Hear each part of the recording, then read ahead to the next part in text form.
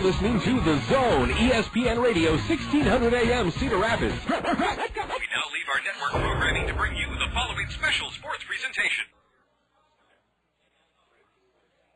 The history, the tradition, the fun of Kernels baseball. It's time for exciting live coverage of Kernels baseball, right here on the Kernels Radio Network. Now, the voice of the Kernels. In his 11th season, here's John Rogers.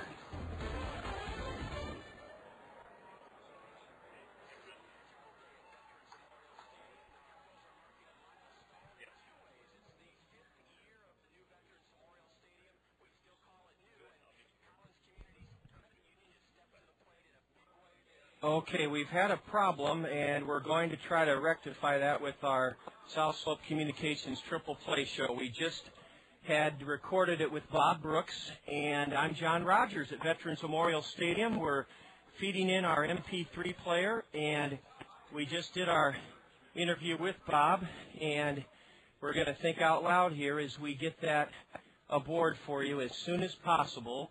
We're checking all of our connections to see if we did them right. Okay, there's the MP3 player.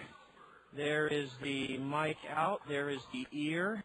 This has been a special sports presentation from The Zone, ESPN Radio, 1600 AM, Cedar Rapids. Now back to our regularly scheduled ESPN programming already in progress. And Dallas, the Mavericks tonight take on the Clippers. Detroit moved closer to clinching home court throughout the playoffs.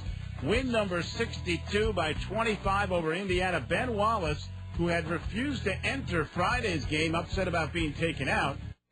You're listening to The Zone, ESPN Radio, 1600 AM, Cedar Rapids. We now leave our network programming to bring you the following special sports presentation. Communications Triple Play show. Bob Brooks, our guest. Good morning, everyone. This is a magical day at Veterans Memorial Stadium. The Kernels are marking a milestone in two ways. It's the 5th year of the new Veterans Memorial Stadium. We still call it new, and Collins Community Credit Union has stepped to the plate in a big way. They're handing out miniature replica stadiums at Veterans Memorial Stadium, along with magnet schedules from Mercy Medical Center. The best thing is the Kernels are at home, and we have perhaps the most glorious home opening day weather we've had, at least in my 11 years here, and there's no better person here on the South Slope Communications Triple Play show to kick things off at home this season than the legendary sportscaster Bob Brooks. And Bob, I've been looking forward to this day for a long time, and Jack Rader, our general manager, was just so pleased to relay the forecast to me in Beloit, especially, Bob, on Friday night when we were in the deep freeze there. The wind chill was in the low teens. I just don't know if we can have a more ideal situation with the Cubs in town and Jody Davis, their skipper. Fergie Jenkins is on the concourse. Fans couldn't ask for much more today. This is a day to play two, maybe three, but it is the opener, and I told Jack Rader years ago, someday, Jack, you're going to have a perfect day for an opener. Maybe I won't see it, but you will. Well, we're going to see it today because this is as good as it gets for opening day. And, Bob, people, baseball purists, and even the casual fan of baseball kind of compare this day to anniversaries, birthdays, religious holidays. It's a big deal, and the reason it is because of the old term that hope springs eternal. When you start a new baseball season, you don't know what to expect, but you're optimistic. Always optimistic. In fact, as you know, we were very optimistic at the joke for the welcoming dinner for the Cedar Rapids Kernels. So were they. But they came back to reality quickly in Beloit, losing 3 out of 4 games. But they said pitching was going to be good. It was good. Relief pitching was a problem last year. So far this year it's been a problem. And, of course, hitting with power. When you have 30-degree nights, you're not going to hit much. Well, Bob, that's a good point, and I was talking to Jody Davis, the two-time All-Star catcher for the Cubs, and their runs in the mid-'80s in the NL East, and he mentioned to me a couple hours ago, he goes, geez, John, the game has changed since I played, and I said, well, Go ahead and explain, Jody. He said, my ball club struck out 37 times up in Appleton. Then he flipped the page. He said, oh, your ball club struck out 42 times in Beloit. And you know what? He said cold weather was a factor, but he said that the home run is still in vogue and that the kind of embarrassment or the disgrace of making it out by a strikeout is not a part of the modern game. And I wanted to get your take on that because Jody said he hit most of his big league home runs choking up on the bat with 2 strikes. We just don't see that much anymore, do we? No, making an out doesn't, or a double play doesn't wound the player in this day and age. The main thing they look at are the stats, I think, their stats, and of course at this level, how fast can I move? That's the big deal. But things, I mean, for Jody Davis, that is undoubtedly true. But Jody probably never thought that he might have to manage players of Japanese descent or Venezuelan descent or Croatia descent or something like that.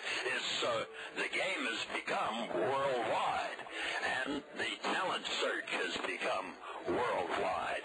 Well, for instance, the Cedar Rapids shortstop is multilingual, and he's been around. I mean, as a young kid, look at that. I mean, yeah, Heinle Statius speaks 4 languages. He's from Curacao in the Netherlands. And following up on your comments about Jody's shock at the number of strikeouts, he said sort of what you just said, Bob. Jody Davis in the clubhouse this morning said, John, these kids don't care how many times they strike out as long as they hit 20 home runs. That's probably true. Home run is still it. Well, look at the major leagues today. What are they chasing? Babe Ruth's record. Barry Bonds is a headliner, and in more ways than one, of course. And yes, the home run is still the thing, but there's so much different difference in the game today. The use of the relief pitchers, the setup man. We saw last night Jody Davison talking about his days of catching with the Cubs. The Cubs may have the best catcher since Jody and Michael Barrett, and his grand slam last night put the cap on it at Wrigley and the sweep the Cardinals for the Cubs. So the Cubs are riding high today, but it's April. Well, that's what I was going to say. Pete Rose always said he didn't look at the standings till school got out. I'll never forget that. Bob, before we take a break and hear a message from our fine sponsors from South Slope Communications, I wanted you to paint a picture for our listeners about the field conditions. Our award-winning grounds crew is featured on the front of our program. They were interviewed this morning to kick off Scott Sanborn's TV9 News, and I think for early April, they've done a phenomenal job getting this diamond looking lush. Yes, we have a few patches here or there, but so does every ballpark early in the season. The big thing for Jesse Rader and the crew was the fact that we've had some floods back at home plate and some issues with tile. And consequently, they had to go in there after the frost went out of the ground and get that fixed. And we've had a couple of rains, and it's tested very, very well. So it's a continuing effort. It's a tough job to keep a good field, and Jesse and the gang do a terrific job with it. They sure have. Bob Brooks is with us as we're kicking off the season at home with the noon start. Come on down. The weather's great. The sun's shining. 65 degrees right now, headed for a high of 71. Now we'll pause for that word from South Slope Communications and have a final thought from Bob Brooks when they return on the Kernel Radio Network. Service second to none. South Slope Cooperative. We're here for your communication needs. Internet service, telephone, and TV. As a cooperative telephone company, our members are owners. We make a good team. Service second to none. South Slope Cooperative Communication. Communications triple play, voice, video, and data with South Slope Cooperative in North Liberty. South Slope's lineup features everything that connects you to information. Digital wireless phones, long-distance plans, data home and business wiring, video conferencing, dial-up and high-speed internet service, fiber optic installation and termination, and digital video TV service in most areas. For all your communication needs, think South Slope. Visit them at southslope.com. We're set for baseball at home for the first time this season. The Kernels hosting the Peoria Chiefs, Class A Midwest League affiliate of the Chicago Cubs. And, Bob, I wanted you to share your thoughts with our listeners on a final issue, and that was the two exhibition games that unfolded last week. The Kernels at Meet the Players Night hosted the Kirkwood College team, a fine team, and John Lewis is one of the best coaches in the country at any level at Kirkwood. And then the I-Cubs hosted the University of Iowa. They took it on the chin a little bit, but a couple of things. I heard a fellow in the stands, a scout, say, you know, John, the biggest difference between the junior college and the Kernels and then the I-Cubs and the University of Iowa, and this surprised me. He said it's not so much throwing and hitting and velocity. He told me it was the running speed of the players. Well, it's like any other professional sport. They will tell you a college football player who goes to the National Football League will say, hey, the game is so much faster when you get up there. The reactions are quicker. Everything moves quicker. And that's the same with your professional baseball. It is a step up. The talent is better. Consequently, the play moves along, and the throws are harder, and everything is a little bit quicker. Yes, it's played at a different pace than a college game, but yet it's still a thrill, isn't it, for the Hawkeyes to go to Sec Taylor and for the Kirkwood kids to play here? And Iowa will be here against UNI April 27th in the third Corridor Classic. And John, I wanted to make mention, too, in conclusion, about one new improvement here at the ballpark, and that is something they've worked on during the winter to make it much better, much more attractive and interesting, and that is the Hall of Fame that's attached to the Bim Ritter Diamond store downstairs. And this is really a very, very nice exhibit.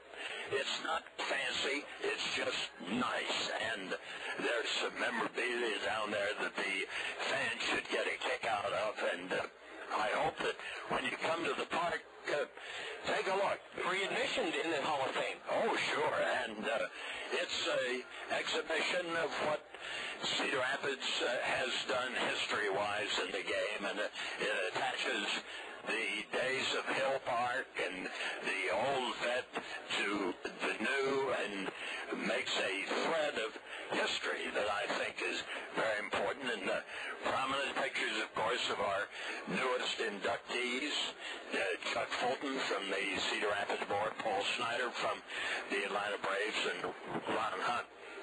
It is, Bob, thank you, because that is a glorious new addition to this marvelous facility, which we're celebrating in big style today.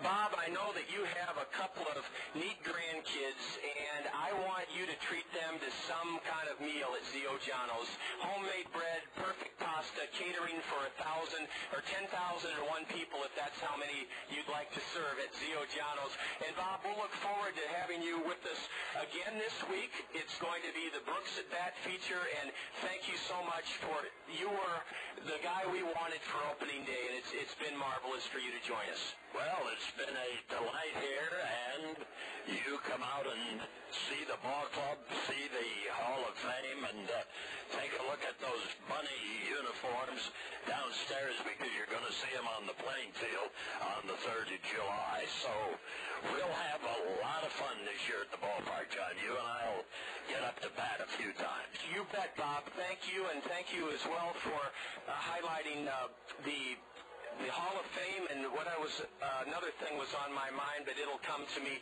when we set the starting lineups. We're going to take a break and hear from South Slope Communications again. A big crowd's going to be here, and we look forward to bringing you the action of the home opener here at Veterans Memorial Stadium, thanks to legendary sportscaster Bob Brooks. Up next, the starting lineups. You're listening to Kernel Baseball on the Kernel Radio Network. Service second to none. South Slope Cooperative. We're here for your communication needs. Internet service, telephone, and TV. The cooperative telephone company. Our members are owners. Make us a team. Service second to none. South Slope Cooperative Communications. Chirinos Communications Triple Play, voice, video, and data with South Slope Cooperative in North Liberty.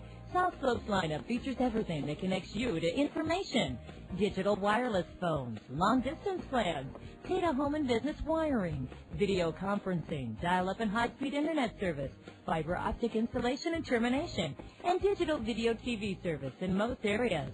For all your communication needs, think South Slope. Visit them at southslope.com. And good afternoon. It's just before noon. Good morning. It's a colorful scene here at Veterans Memorial Stadium where the Kernels have returned home from frigid conditions in Beloit, Wisconsin, where they won 1 of 4 and are hosting the Peoria Chiefs. It is a beautiful day, 67 degrees, sunshine, a light breeze blowing out, so we may have some of our first run production of the season here this afternoon. I'm John Rogers, and we're welcoming alongside four-time Iowa Sportscaster of the Year, Scott Unash. Scott and I will set the scene and give you the starting lineups for this opening day. And, Scott, I think you'd agree it has that opening day feel. There's that aura, there's that mystique, there's that sense of anticipation that's pervading the entire ballpark right now. Absolutely, John. And it does have that opening day feel. The one thing that is different, though, from previous opening days, especially over the last decade or 15 years or so, is we have wonderful weather. Temperature mid to high 60s right now is expected to climb in the low 70s by the time all is said and done or later this afternoon.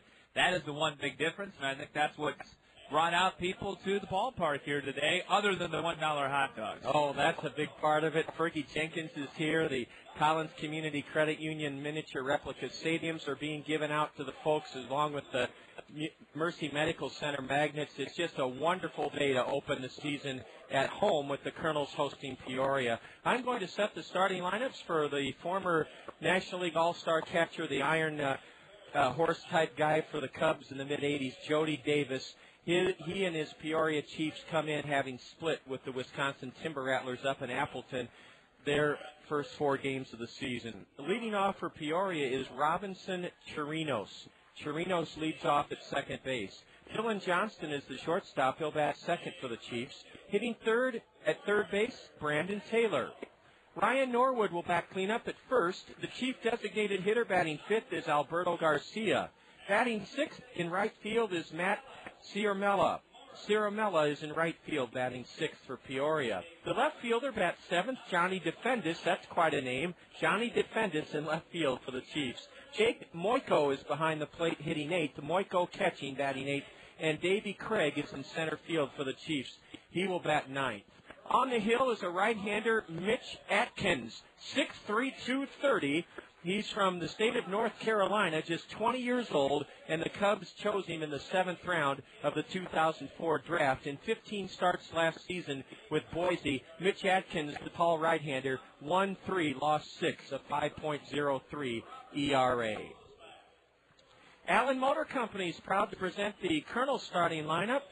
Allen's has torn up the book on used car prices. They have 2005 Buick Century Customs, just $198 a month. That's just $12,495 for a 2005 Buick Century Custom. 2005 Buick LeSabre Limiteds are only $369 a month at Allen Motor Company. That's $22,995. Learn more about these fabulous bargains. Allen's has torn up the book on used car prices. Visit Allen Motor Company at allenmotor.com. They're open late tonight until 9 o'clock with the Allen Motor Company Kernels starting lineup. Here's Scott Unash. Well, an opening day tradition, John. Both teams are lined up on the third base and first base lines as we're just about ready to get underway here this afternoon. And I think before we get to the lineups, we're going to have the national anthem as the color guard is out there just in front of home plate. This has been a special sports presentation from The Zone, ESPN Radio, 1600 AM, Cedar Rapids. Now back to our regularly scheduled ESPN programming already in progress. Me.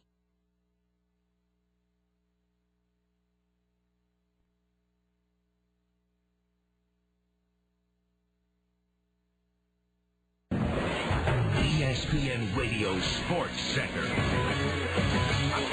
Now with the start of baseball's second week, home openers in Detroit, Tampa Bay, Pittsburgh, St. Louis, and Atlanta. The Tigers come home 5-1. They're starting Jeremy Bonderman against the White Sox, Freddie Garcia. Chicago just ended a 4-game losing streak. Pirates come home 1-6. Zach Duke on the hill versus the Dodgers of Dallas Perez. Later, Cardinals start Mark Mulder versus Milwaukee. The Brewers just lost for the first time. Atlanta and Tampa Bay have their first home games tonight. Chipper Jones unlikely to play for the Braves. Sprained his ankle yesterday. One other day game, Washington next hour at Houston. There are several candidates to win the NBA's MVP, but LeBron James is making a move to run away with it. 9 straight games with 35 or more points. James and the Cavaliers play tonight in Oklahoma City against the Hornets. NHL, 3 teams chasing 2 playoff spots in the West. San Jose and Edmonton, 91 points. Vancouver's got 89, and tonight hosting Anaheim while the Sharks skate in Phoenix. Phil Mickelson now winning majors easily. Says the stress-free walk-off 18 was a great feeling. Nice touch by Phil in the jacket ceremony. Thinking of Tiger Woods' ailing father, Earl. Tiger flew Sunday night to be with him. Said his father not happy with the kids putting. LendingTree.com, where you can choose from up to 4 customized loan offers. 1-800-555-TREE. When banks compete, you win. LendingTree.com.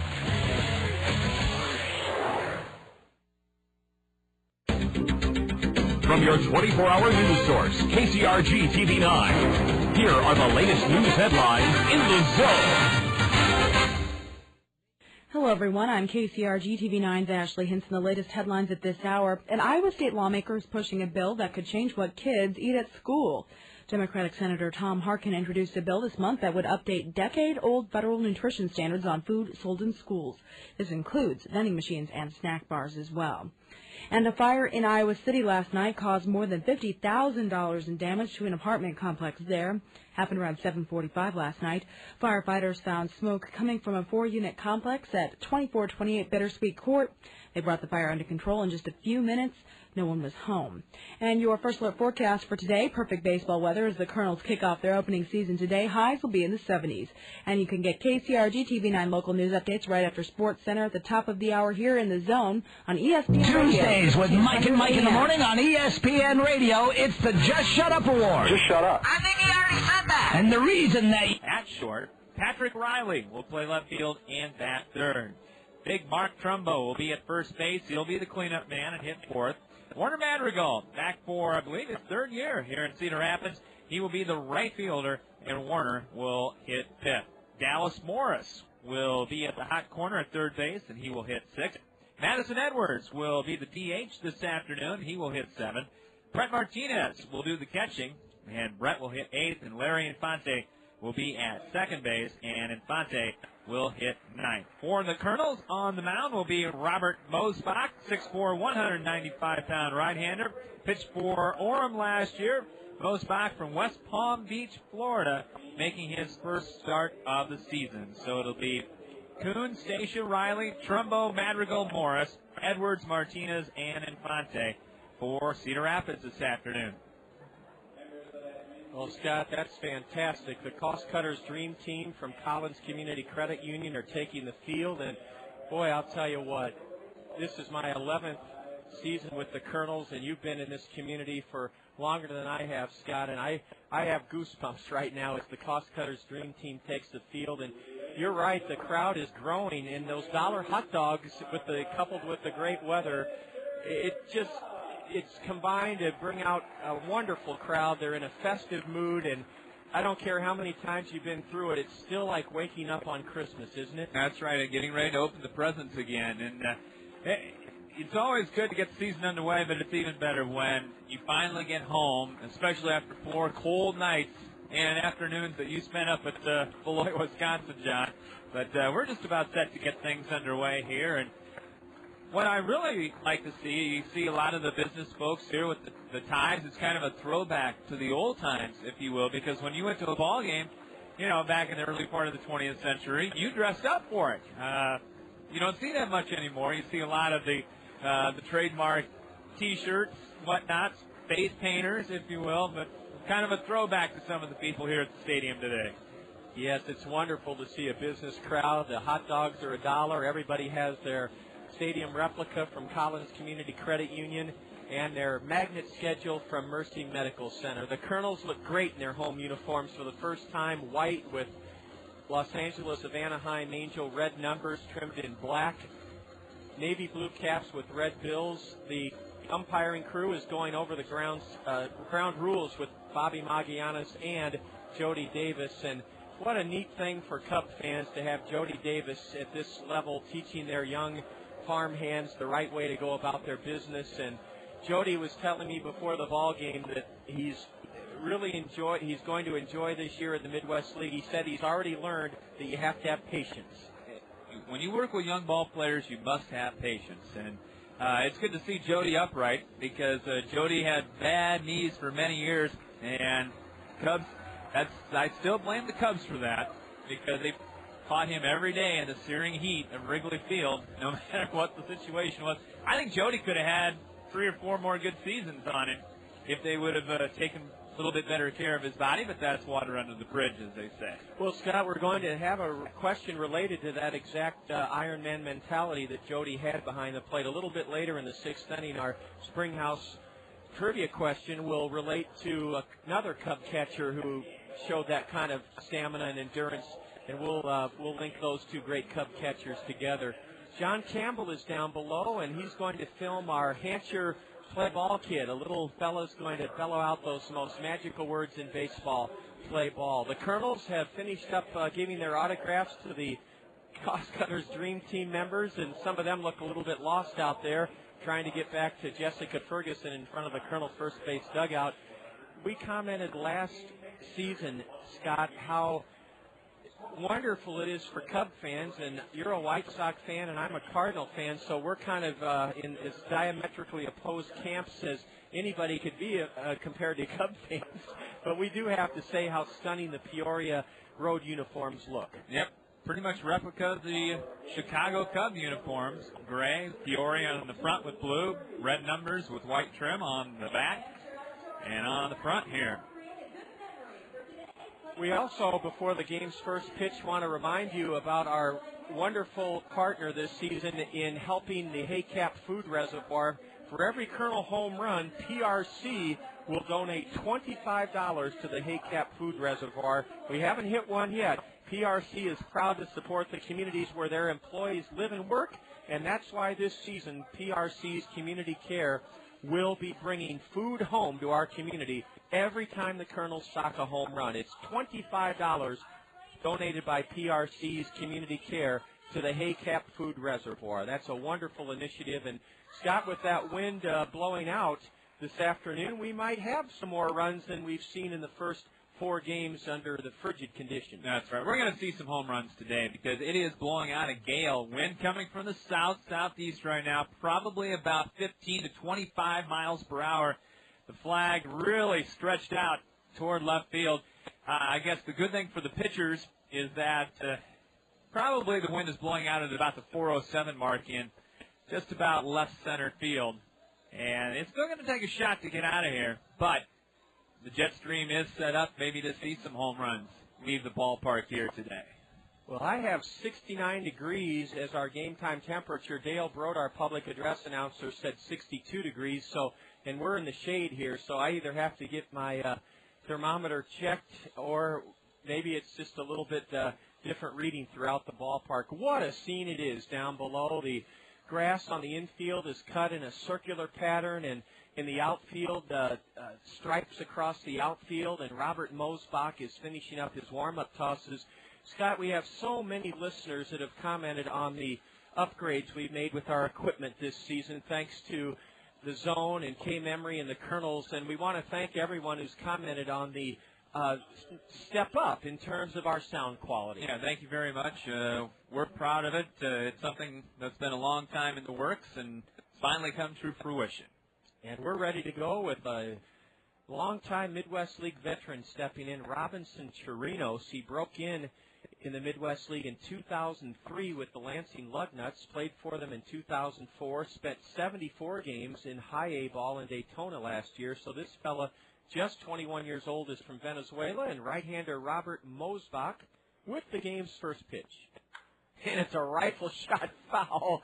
Jody Davis didn't flinch at all, did he, Scott? Nope, you've seen him come by him that faster than that in his pass, so that's not going to faze him too much. Jody's coaching at third, and Barbaro Garbe is the hitting coach. He's coaching at first for the Chiefs. That's a fun name.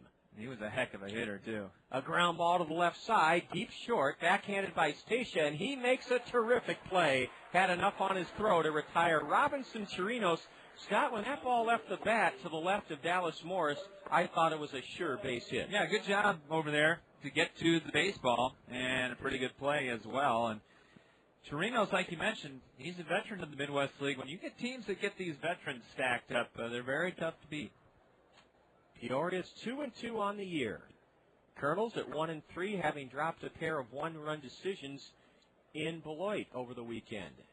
Now Dylan Johnston is at the plate, and he takes a strike on the outside edge. Dylan's only 19 years old. He's a left-handed batter, and he's the Peoria shortstop. Interesting, John, that if the Kernels would have held on to that lead in the ninth inning yesterday, everybody in the division would be 2-2. A two-hopper slapped to short in front of second. Stacia has it, and on to first for the second out of the inning. Yeah, that was something. Had the Kernels held on in the ninth inning, everybody be square at 2-2. And two are gone here in the Peoria first inning, and the batter is Brandon Taylor. 400 feet to dead center here at Veterans Memorial Stadium, and 10-foot high, or an 8-foot high rather, lush green padded wall. Down the line and right, 325. Down the line and left, 315. And a bouncer on two hops to deep third. The long throw by Dallas Morris retires Brandon Taylor, and the Chiefs 3 ground ball outs from Robert Mosebach, and down in order go the visiting Chiefs here in the top of the first inning. We're underway at home on a glorious Monday afternoon, and we're happy you're with us. You're listening to Kernel Baseball on the Kernel Radio Network.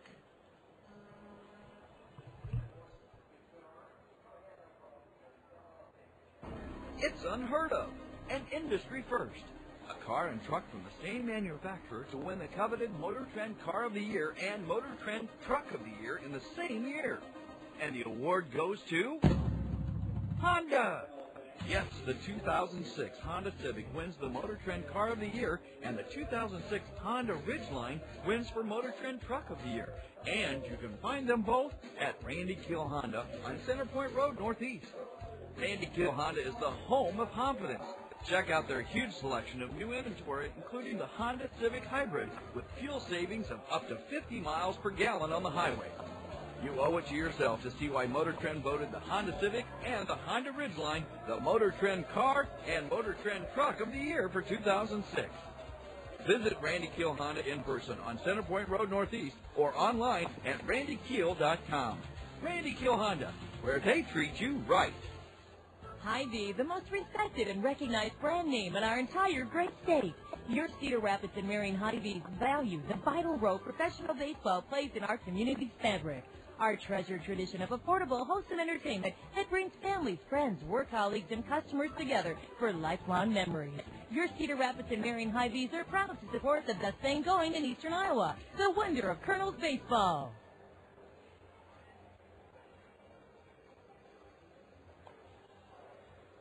John Rogers and Scott Unash back at Veterans Memorial Stadium as the Kernels will bat here in the first inning. No score.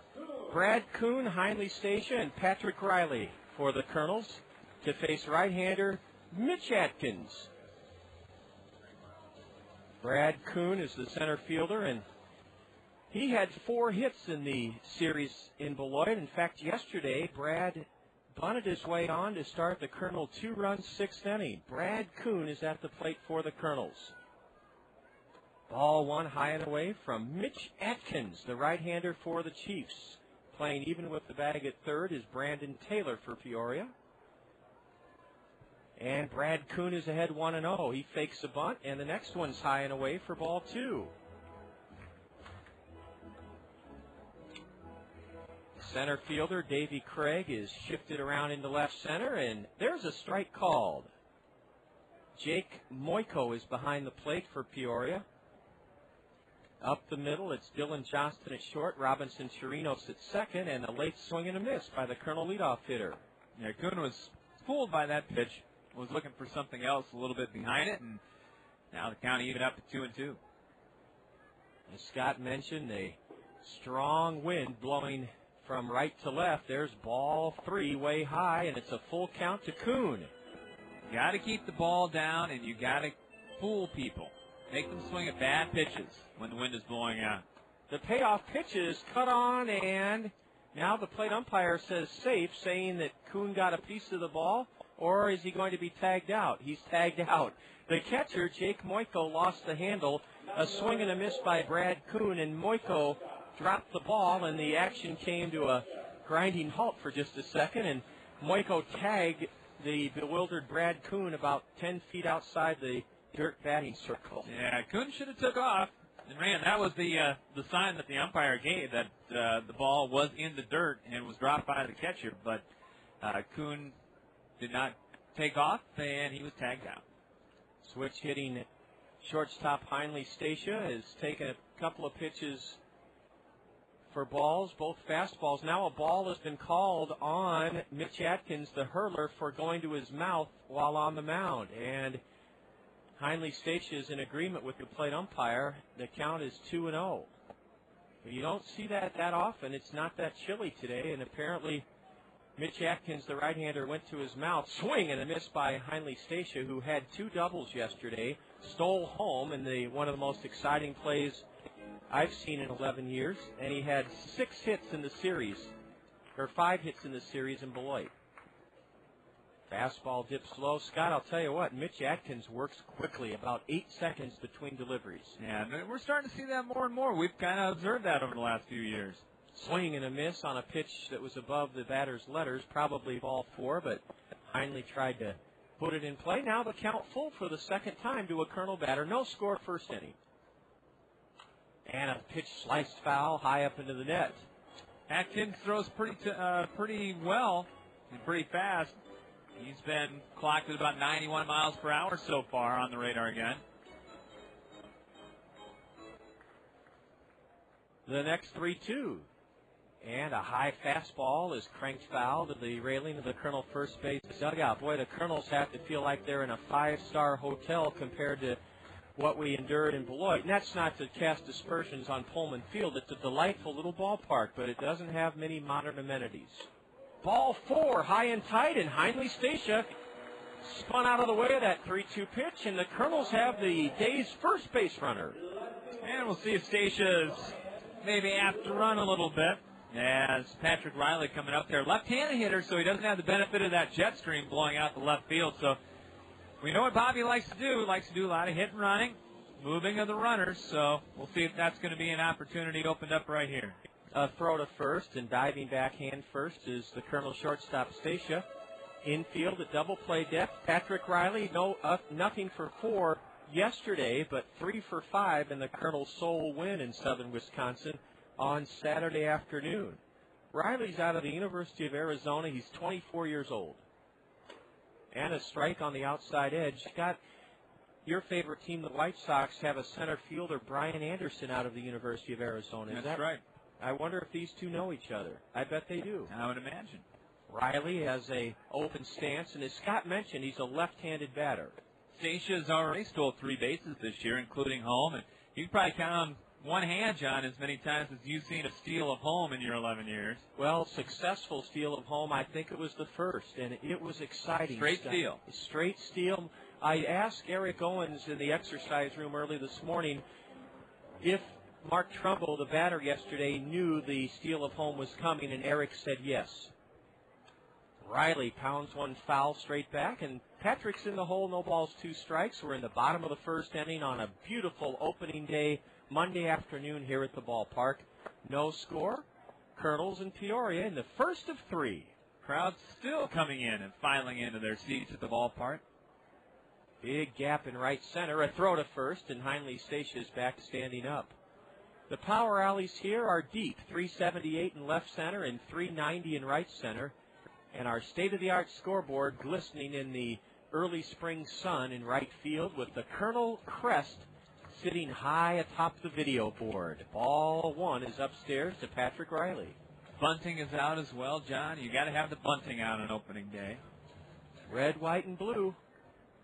Ooh, a curveball, and Atkins got choked that ball coming out of his hand. Yeah, so far Atkins has not had a good curveball. That fastball has been popping pretty good in the low 90s, and he spotted it pretty well, but that curveball has not come yet this afternoon. Here's a hit and run count, and that's what it is, a high drive into deep left center, into the jet stream and off the wall at the 378 mark. Heinle Statia is racing home with the game's first run on an opposite field double into left center. And Scott, 1-0 Kernels. The wind really helped that one on the hit and run. Absolutely. And ball was hit decently, not great, but when it got up in the jet stream there, John, we talked about it earlier on, to left center field between the 378 and 407 marks. That ball kept carrying, and Davey Gregg tried to make a good decoy like he was going to catch it out there in center field for Peoria, but Heinle Statia was not buying that. He scored easily on the double. 1-0 Kernels with a chance for more. Mark Trumbo pounds the first pitch foul up onto the facade of the grandstand roof. Kernel equipment manager just about ran over the Peoria catcher retrieving that baseball. Well, Rhodey has been waiting all year to chug out there after the first foul ball. And he's smiling proudly as he looks up at us. 1-0 Kernels on the RBI double by Patrick Riley. He's at second with 1 out. He's running. A curve, a strike, the throw to third. Not in time. Stolen base for Patrick Riley. And now if Mark Trumbo can come out of an 0-2 hole with a ground ball, the Kernels could have another run. Second stolen base of the year for Patrick Riley. He's gotten off to a nice start this year, a 333 hitter. Mark Trumbo had a hit yesterday in the Kernel loss in Beloit. He goes the other way and lofts one foul into the plaza section, the bleachers down the right field line. Those folks are bathing in warm sunshine. Absolutely. Great place to be on this Monday afternoon. So's the grass lawn seating berm. Some kids talk their mom and dad into letting them have a holiday. Here's a smash into left. It's going to be caught by Johnny Defendis, and here comes Patrick Riley touching home on the sacrifice fly from Mark Trumbo. 2-0 Kernels here in the first inning. Good piece of base running right there by Patrick Riley, John. He knew that ball was not going to get by Defendis, although it was hit pretty well. And he went back to third base immediately, tagged up. Bobby gave him the go-ahead, and an easy second run put up by the Kernels here in the first. And credit Mark Trumbo. He did it on an 0-2 count. He lined it into left. Johnny Defendis caught it for the second out of the inning, and Riley chugged home. Warner Madrigal sat out yesterday's game in Beloit. He looks at a strike on the inside corner. Now a changeup in the dirt. Ball 1 to Warner, who had a hit in each of his first 3 games in Beloit. Warner's looking a little bigger this year. Yeah, he's worked out, I'm sure. He took a home run cut that has everybody oohing and eyeing on a high fastball, strike 2. His dad is a fisherman in the Dominican Republic, so he may have been hauling in net all winter.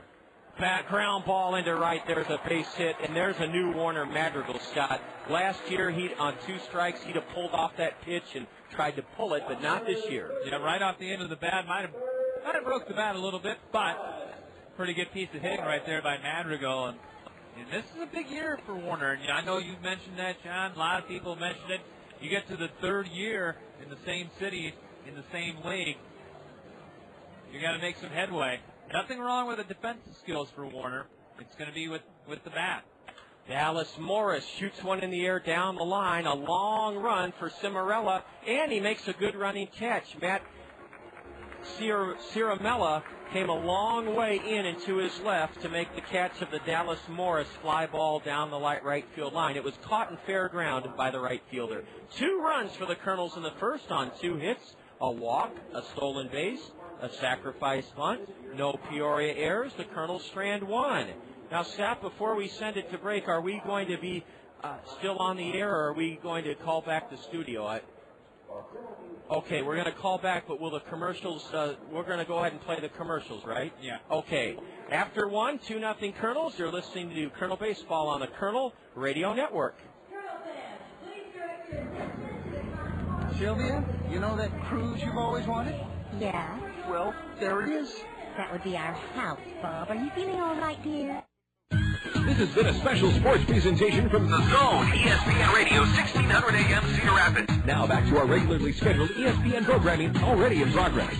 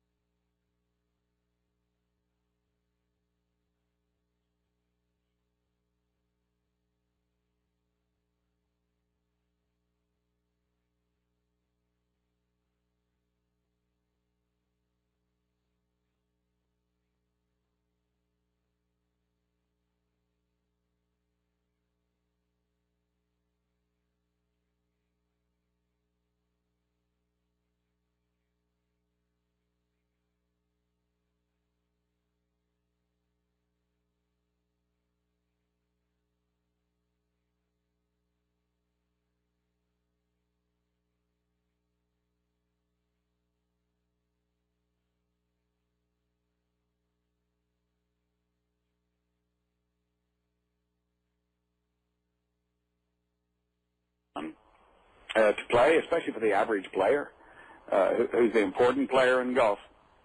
Tiger said he was playing like a spaz. I don't know if I've heard that description before of a professional golfer. Yeah, well, I don't know. That's a pretty impressive piece of spazzing, I have to say. and he spaz as well. He just had an awkward week. He never really sort of got into a flow. And yet again, he's tied for second with a few holes to play. Why is it that he does not get off to a good start at Augusta? Now, that's a good question. I'm not sure that over the years it's the sort of event where you know that someone's going to shoot low in the first round, and then they might go a little deeper in the second round, but they always come back. They always come back. So I'm not sure that Tiger doesn't just sort of set off a little sedately there and just bide his time and wait for that gap, before he puts his foot down on the throttle. It may be a matter of timing for him, but he definitely, if he doesn't have his nose in front, clearly, his history says he doesn't win. He's never won a major from behind. Great stuff this weekend, David. We do appreciate your time. Thanks for joining us. Thanks, Dan. All the best. David Faraday from CBS. The body language, though, when Tiger's putting on that green jacket, draping it over Phil Mickelson. Of course, only, somebody like me with a sick mind is reading into it. Delay or the slight problem technically. We are here, and we're checking with our engineer to make sure we're back in good shape on the air.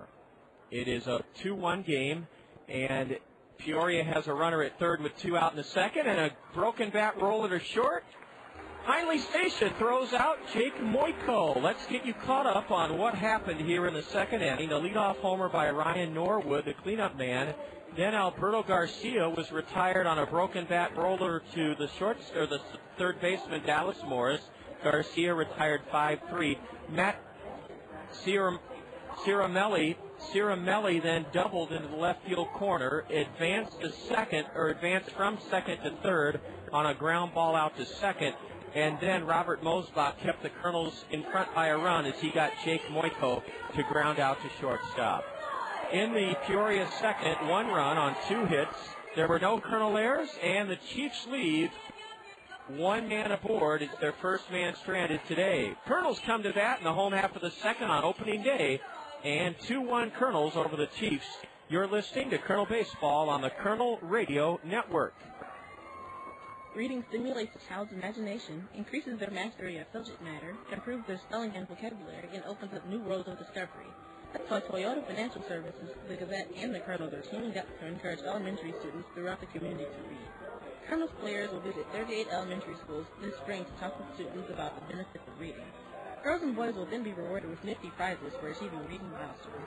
Toyota Financial Services, the Gazette, and the Kernels are proud to stand behind our community's youth through reading. Next up, a musical taste of Dr. Pepper. It's a new spin on an old box from me to you. A tasty sip of Dr. Pepper for your ears, and it starts like this. I'm a pepper, he's a pepper, he's a pepper.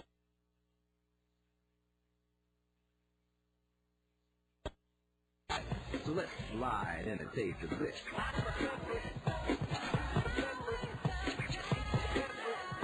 Right on. But there's still more to it. I mean, there's nothing like it, because every sip is a kickin' mashup of 23 different flavors. So for the true taste of Dr. Pepper, we dial it up even more.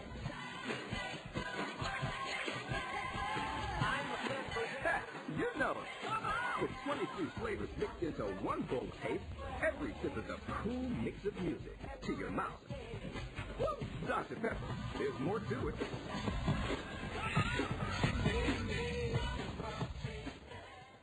Madison Edwards leads off for the Kernels in this bottom of the second inning.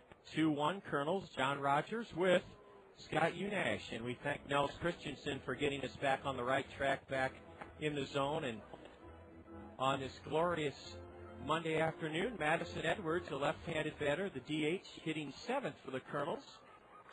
Pops one foul outside of third. It is shallow left, and nobody can get there. The third baseman, Brandon Taylor, and Dylan Johnston, the shortstop, converged well down the left field line. Scott near the Chief bullpen, but again, I think the wind pushed it away from him. That and the fact that Dylan Johnston was swung around a little bit towards second base due to the left-handed hitter being up there, but that's probably a play. Unusual circumstances without the wind and with the right-handed batter up there, I think you would have seen the shortstop make that play. Madison Edwards appeared as a defensive replacement in Peoria, but this is Madison's first Colonel at bat. And he lays off of a curveball high. Madison did play a full game on Saturday. The games are already starting to run together. He was 1 for 5 in the Colonel win Saturday. And he draws a leadoff walk here in the second inning in a 2-1 game. That's the second free pass surrendered by Mitch Atkins, the right-hander. And Scott Atkins started 15 games last season in Boise. Yeah, he was the 7th-round pick of the Cubs back in 2004. 3-6 last year, a high ERA of 5.03. It's high air out there, though. You have to remember that. The runner goes, a pitch inside a ball, the throw to second, and Madison Edwards is tagged out for the first out of the inning. It was the catcher, Jake Moiko, to the shortstop, Darrell Johnston. That might have been a hit and run that Brett Martinez missed the sign on. I'm not sure, but the caught stealing went catcher to shortstop, 2-6. One away here in the Colonel's second. Atkins got a good live arm, and he's a big guy out there. Wearing a Cub blue, that is a royal blue sweatshirt underneath his gray road top. 6'3", 230-pound right-hander. Brett Martinez on a 2-0 count is jammed, and he loops it foul into one of the suites above the first base Colonel dugout. 2-1 Colonels, bottom of the second inning, and we again thank Nels Christensen down in the zone for helping us out on this inaugural home broadcast with our sound quality. Thank you so much, Nels, and thank you, listeners, for tuning in this afternoon. A lot of you are on your lunch break, and we're glad you're here with us in the zone. Ball 3 to Martinez. Now he tomahawks one straight back that sent John Campbell flinching back just a tad, but sideline Freddie, I'd have run for cover. You only flinched. I don't think he even flinched. Well, he's in mid-season form already. Oh, you got it. The payoff to Martinez. Big swing and a miss, and that's the second strikeout for Mitch Atkins, the Peoria right-hander, and the second strikeout, or the second out of the Colonel inning. Got that high fastball going, and so far the Colonels have chased it a little bit. Going to have to make him bring that ball down in the zone a little bit or lay off of it, and Colonels might be able to coax a few walks. Larry Infante swings hard and misses. If you heard Bob Brooks with us on the South Slope Communications Triple Play Show, you know that the strikeout numbers for both these teams in the first 4 games are alarmingly high. Peoria batters up in Appleton struck out 37 times. Colonel batters in Peoria and Beloit struck out 42 times in 4 games. Larry Infante was displeased with the strike 2 call by the plate umpire, so he steps all the way out of the dirt batting circle, rubs some dirt into his bare hands, and the 0-2. Up high for a ball. Ball and 2 strikes. Wind still blowing out. Outfield shifted around the other way for Infante. Nobody on. 2 out. Larry, a left-handed batter, taps it up the middle. The shortstop will come in near the bag and sidearm to first to get Larry Infante. Dylan Johnston threw out Larry Infante on a soft tap past the mound, and a leadoff walk produces nothing more. A man caught stealing. No runs for the Colonels in the second. No hits, a walk. There were no chief errors. The Colonels leave the bases empty. We go to the top of the third on opening day at Veterans Memorial Stadium with the Colonels holding a 2-1 edge over Peoria. You're tuned to Colonel Baseball on the Colonel Radio Network. Who's that cool cooking metal? King of the Grill, who's Shaw? This has been a special sports presentation from The Zone, ESPN Radio, 1600 AM, Cedar Rapids. Now back to our regularly scheduled ESPN programming already in progress. Fat, more flare-ups, and shrinking taste. Avoid unnecessary flare-ups. Never substitute fat for flavor. Always grill Clement. King of the Grill, man. Grill's hot. Who's your pet?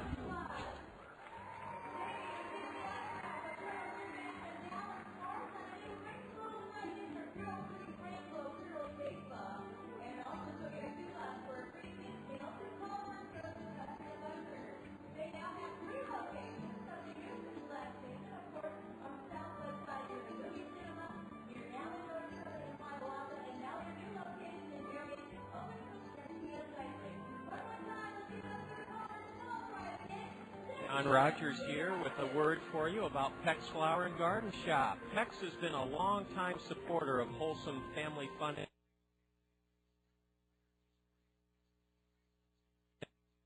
years of serving eastern Iowa with beautiful flowers, plants, landscaping. PEX is going to host a rosebush seminar tomorrow evening. It's free at 7 o'clock. Their location is, of course, a landmark in Cedar Rapids, Blair's Ferry and Edgewood Roads northeast. And then PEX will have the Easter Bunny on hand Saturday inside their showroom there at PEX from 10 until 4 the day before Easter. And, Scott, your kids are a little bit too old for the Easter Bunny, but the Easter Bunny is a rarer sight than Santa Claus, and that's why a lot of kids, I think, will enjoy going out to PEX on Saturday. Yeah, go on out there, and they've done a great job. Everything looks great out there, and they like the candy from the Easter Bunny. Oh, here's a ground ball right through the arms of Mark Trumbo at first for an error, and Davy Craig, the number 9 hitter, has reached on an error by the Colonel first baseman. It looked like it just went through between Mark's fielding arm, his left arm, and his torso, Scott. Yeah, that one going to be an error all the way on Trumbo. That one ate him up, handcuffed him a little bit. Didn't know whether to come in on that second hop or stay back, and the ball was hit hard enough that when he hesitated a little bit, that ate him up. A throw to first, and Davy Craig just got back as Robert Mosebach whipped it over there. 2-1 Kernels, top of the third. Peoria's right-handed hitting leadoff batter Robert Chirinos stands in. Slightly open stance. The runner goes, and Chirinos puts the ball in play and rolls it foul to Jody Davis. Are you going to sing? Well, Jeff Johnson broke into song the other day on my show. I heard it from Beloit. Singing the Jody Davis song. Authored by Harry Carey. Jody had that red-headed, freckled face, and as Scott said, he was an Iron Man behind the dish for the Cubs in the mid-'80s. Chirinos now pounds one foul off to the right into the Plaza section. Robinson grounded out to short in the first inning.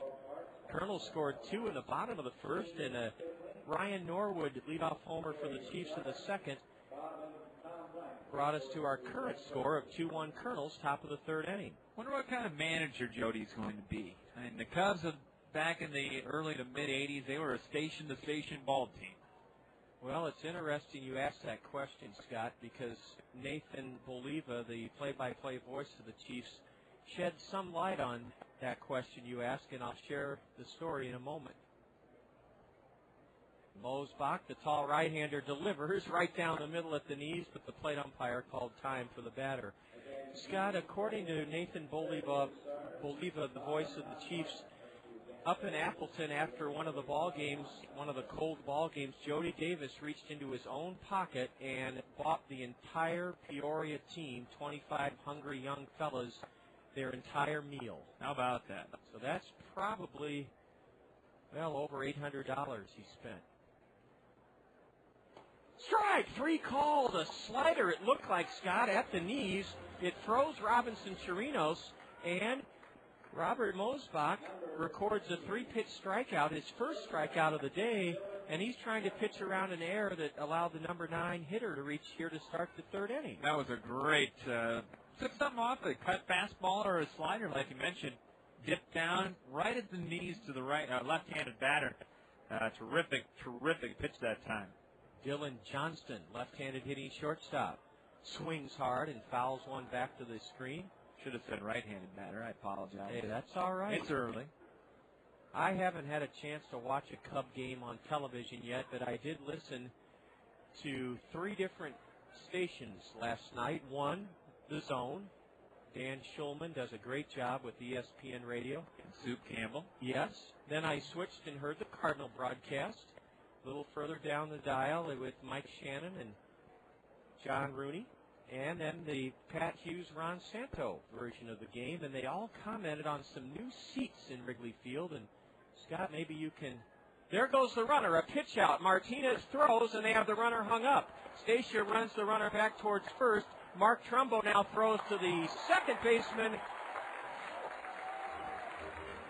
for the out. Davy Craig was running, and the Kernels pitched out, and Brett Martinez gunned it down to Henley Stacia. Then Craig switched directions, tried to get back to first, but the throw went to Trumbo, and then Mark pegged it to Larry Infante at second. So, Scott, the caught stealing went 2-6-3-4? Absolutely. Good job by the Kernels. Not sure if they just guessed right or maybe early in the season the spies are working. A worm burner to Larry Infante, the second baseman. Wings it to first to get the batter, Dylan Johnston. And, indeed, Robert Mosebach preserves the Kernel narrow one-run lead by pitching around an error leading off this third inning. No runs for Peoria, no hits, one Kernel error. There were no Chiefs left aboard, a man caught stealing. We go to the bottom of the third inning. Kernels on top of Peoria, 2-1. You're enjoying opening day action from Veterans Memorial Stadium on the Kernel Radio Network. There's a lot you can do to satisfy your taste for Italian. You can marry. This has been a special sports presentation from The Zone, ESPN Radio, 1600 AM, Cedar Rapids. Now back to our regularly scheduled ESPN programming already in progress. Pasta, authentically prepared to Zio Giano's famous Italian style. Zio Giano's for the hometown taste of Italy.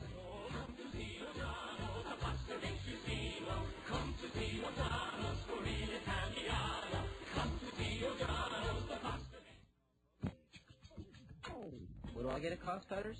Hey, my hair is my trademark. I gotta be able to count on a good cut and stuff to keep my hair looking thick, even if it's not.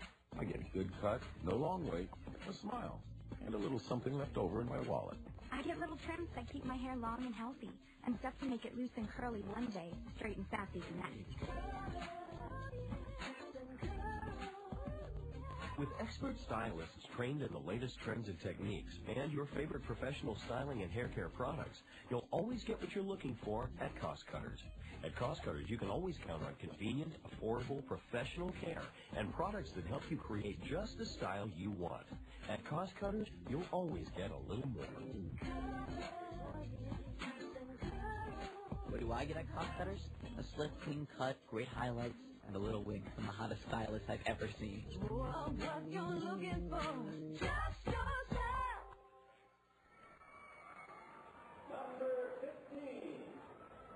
Here we go to the bottom of the third inning. Takes a strike call. He struck out swinging on a 3-2 pitch to open up the Kernel first. 2-1 Kernels. Kuhn, the left-handed batter. Outfield plays him to hit the other way, and a slider down and in from Peoria righty Mitch Atkins. Wind still blowing very stiffly from right to left here at Veterans Memorial Stadium. Brad swings hard and misses strike two. Not a cloud in the sky. We have a beautiful view of the Cedar Rapids skyline. Quaker Oats, the Crown Plaza, 5 seasons.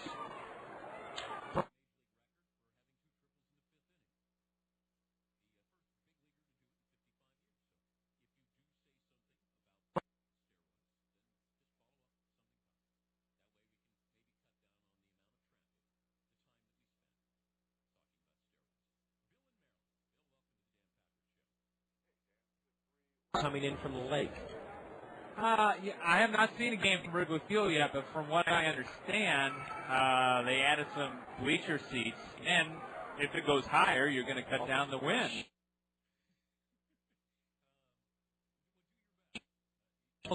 As though it has changed a little bit from the southeast to the southwest. Hindley Stacia with a soft roller to the right side. Robinson Chirinos at second gobbles it up and throws out the Kernel shortstop. It went 4-3, and there are quickly 2 away as Mitch Atkins has taken.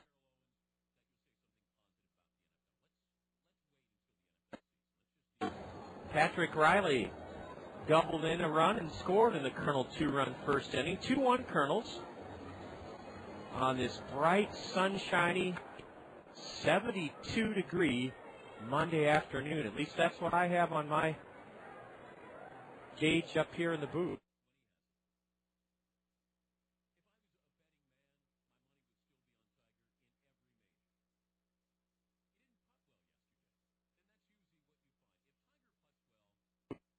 The ball.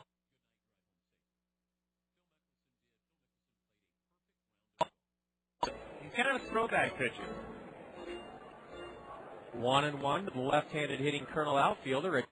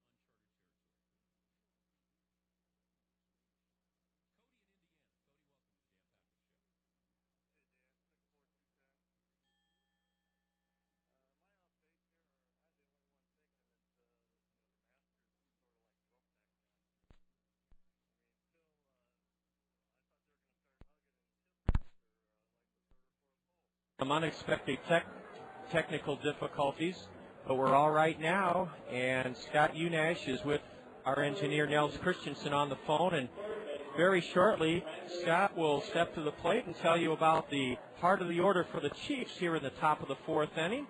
2-1 Kernels, and Scott, are we A-OK? We're A-OK. All right, I'll keep an eye on our crowd mic. I don't think that's the one that's kind of kicking our system haywire, but I'll keep an eye on it.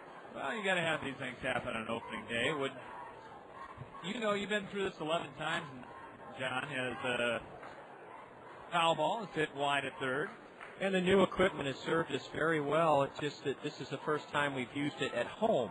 Nothing ever goes perfectly smoothly on opening day at home, and if it does, you ought to watch it because you're going to get it later on in the year. That's right.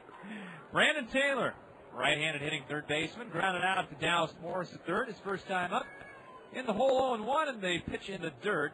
That one gets away from Brett Martinez, the regular everyday catcher for the Kernels. And that evens things up. 1 ball, 1 strike. 2-1 game. Kernels lead it. All the runs for the Kernels coming in the bottom of the first inning. And the delivery. And that backs Taylor off inside. And it's 2 balls and a strike. Kernel outfield straight away. Wind still whipping out. A little bit more toward dead center now than left center. As the Kernels lead this one by a run. Time call by the whole plate umpire. Ryan Norwood, with the first Peoria home run of the year, is on deck. The 2-1. Curve for a strike call. Mosebach doesn't overpower you, but has very good command of his pitches. Kind of an artist out there, if you will. The 2-2. Swung on, hit high in the air to right center. Madrigal going back and going over, and he makes the running grab. Just about 3 strides short of the warning track in right center field in front of the 390 mark. That ball, I think, got up in the jet stream a little bit, John. It did, and Warner kept his eye on it the whole way. He just kept going back, further back, deeper. And as you said, Scott, in that right center field alley, he was darn near to the base of the warning track, near the 390 mark when he finally lassoed her in. So 1 out, base is empty, and here's Ryan Norwood. Hit a solo line drive home run to left center field his first time up. Takes a look at a strike. As I mentioned, that is the first Peoria home run. Kernels have yet to hit a home run, but we're going to get one coming here fairly quickly. I got a feeling, maybe even today. Scott, I want to apologize. I have Norwood's name penciled in as, it is Ryan. There's a swing and a miss on an off-speed pitch. And quickly, it's 1 ball, 2 strikes. Norwood is a big dude. They list him at 6'4", 220. He's bigger than that. In there from the right side, the 1-2 is slapped on the ground to the left of Dallas Morris. Makes the pickup, and the cross-time and throw in time to get Norwood. Morris flashing the leather over there at third base pretty well today, and they're quickly 2 outs, and that's now 4 in a row retired by Robert Mosebach. If our listeners are hearing the chant of kids down below, let's go, Colonel, let's go. We have a lot of kids here from Polk Elementary School this afternoon. Welcome to the Polksters. Curve taken for a strike at the knees to Alberto Garcia, the DH, number 5 hitter. A lot of right-handed hitters in there today for Peoria, despite a right-hander on the mound for the Kernels. Fastball up high, and it's a ball and a strike. Well, you can't make a lot of trends in the first week of the Major League season, but there are a few surprises. Well, Jimmy Leland's return to Detroit has already gotten the Motor City excited. Tigers have got a good young ball club. Remember, they had a couple of 20-game losers a few years back? The 2-1, hit on the ground again toward third. Dallas Morris gobbles it up. Strong throw across in time to get Garcia, and an easy 1-2-3 inning registered by Colonel right-hander Robert Mosebach. 1-2-3 go the Chiefs at the top of the 4th inning. We'll head to the bottom of the 4th. It's the Kernels 2, the Chiefs 1, and you're listening to Kernel Baseball on the Kernel Radio Network. Springtime. That time of year when your heating system still runs some, but it's also a time when your air conditioning can be running too. Who do you call when either of them fail? Never fear, the A-Team is near. The A-Team from Ahern Plumbing and Heating. They can inspect and ensure that your heating and cooling system is ready to go when you need it. 24 hours a day, call them the A-Team from Ahern Plumbing and Heating. Call 393-4872 for Ahern Plumbing and Heating.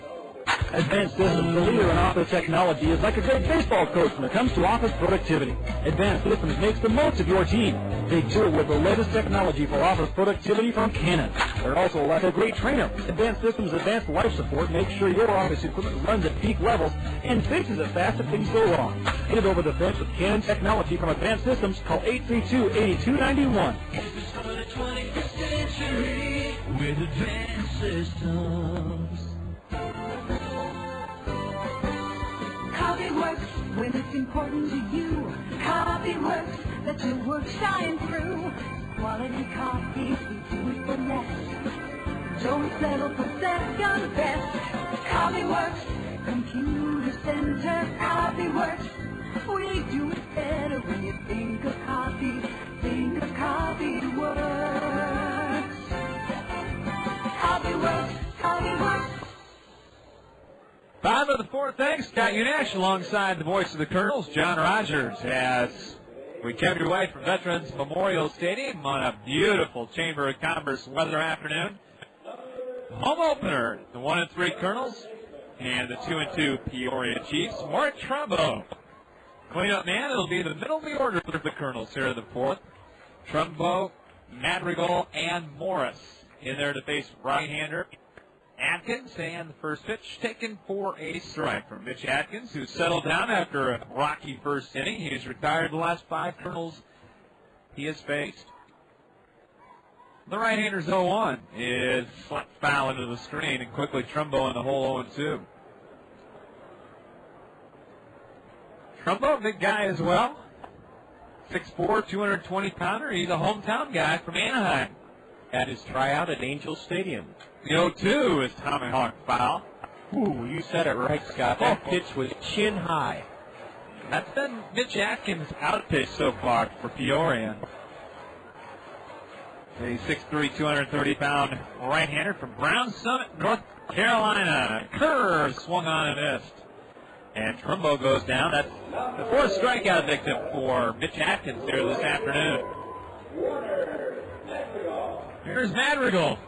Went the opposite way and slapped a single into right field back in the first inning. 2-run first inning for the Kernels as the Kernels lead at 2-1. Here's a line drive right at the third baseman, and a shoestring catch by Brandon Taylor for out number 2 as Madrigal scalded that ball. He looked like a hockey goalie, didn't he, making a save, Scott, down there at third. Brandon Taylor, he threw out his right leg as though he was stopping a blistering slap shot, and then he reached across his body and caught it.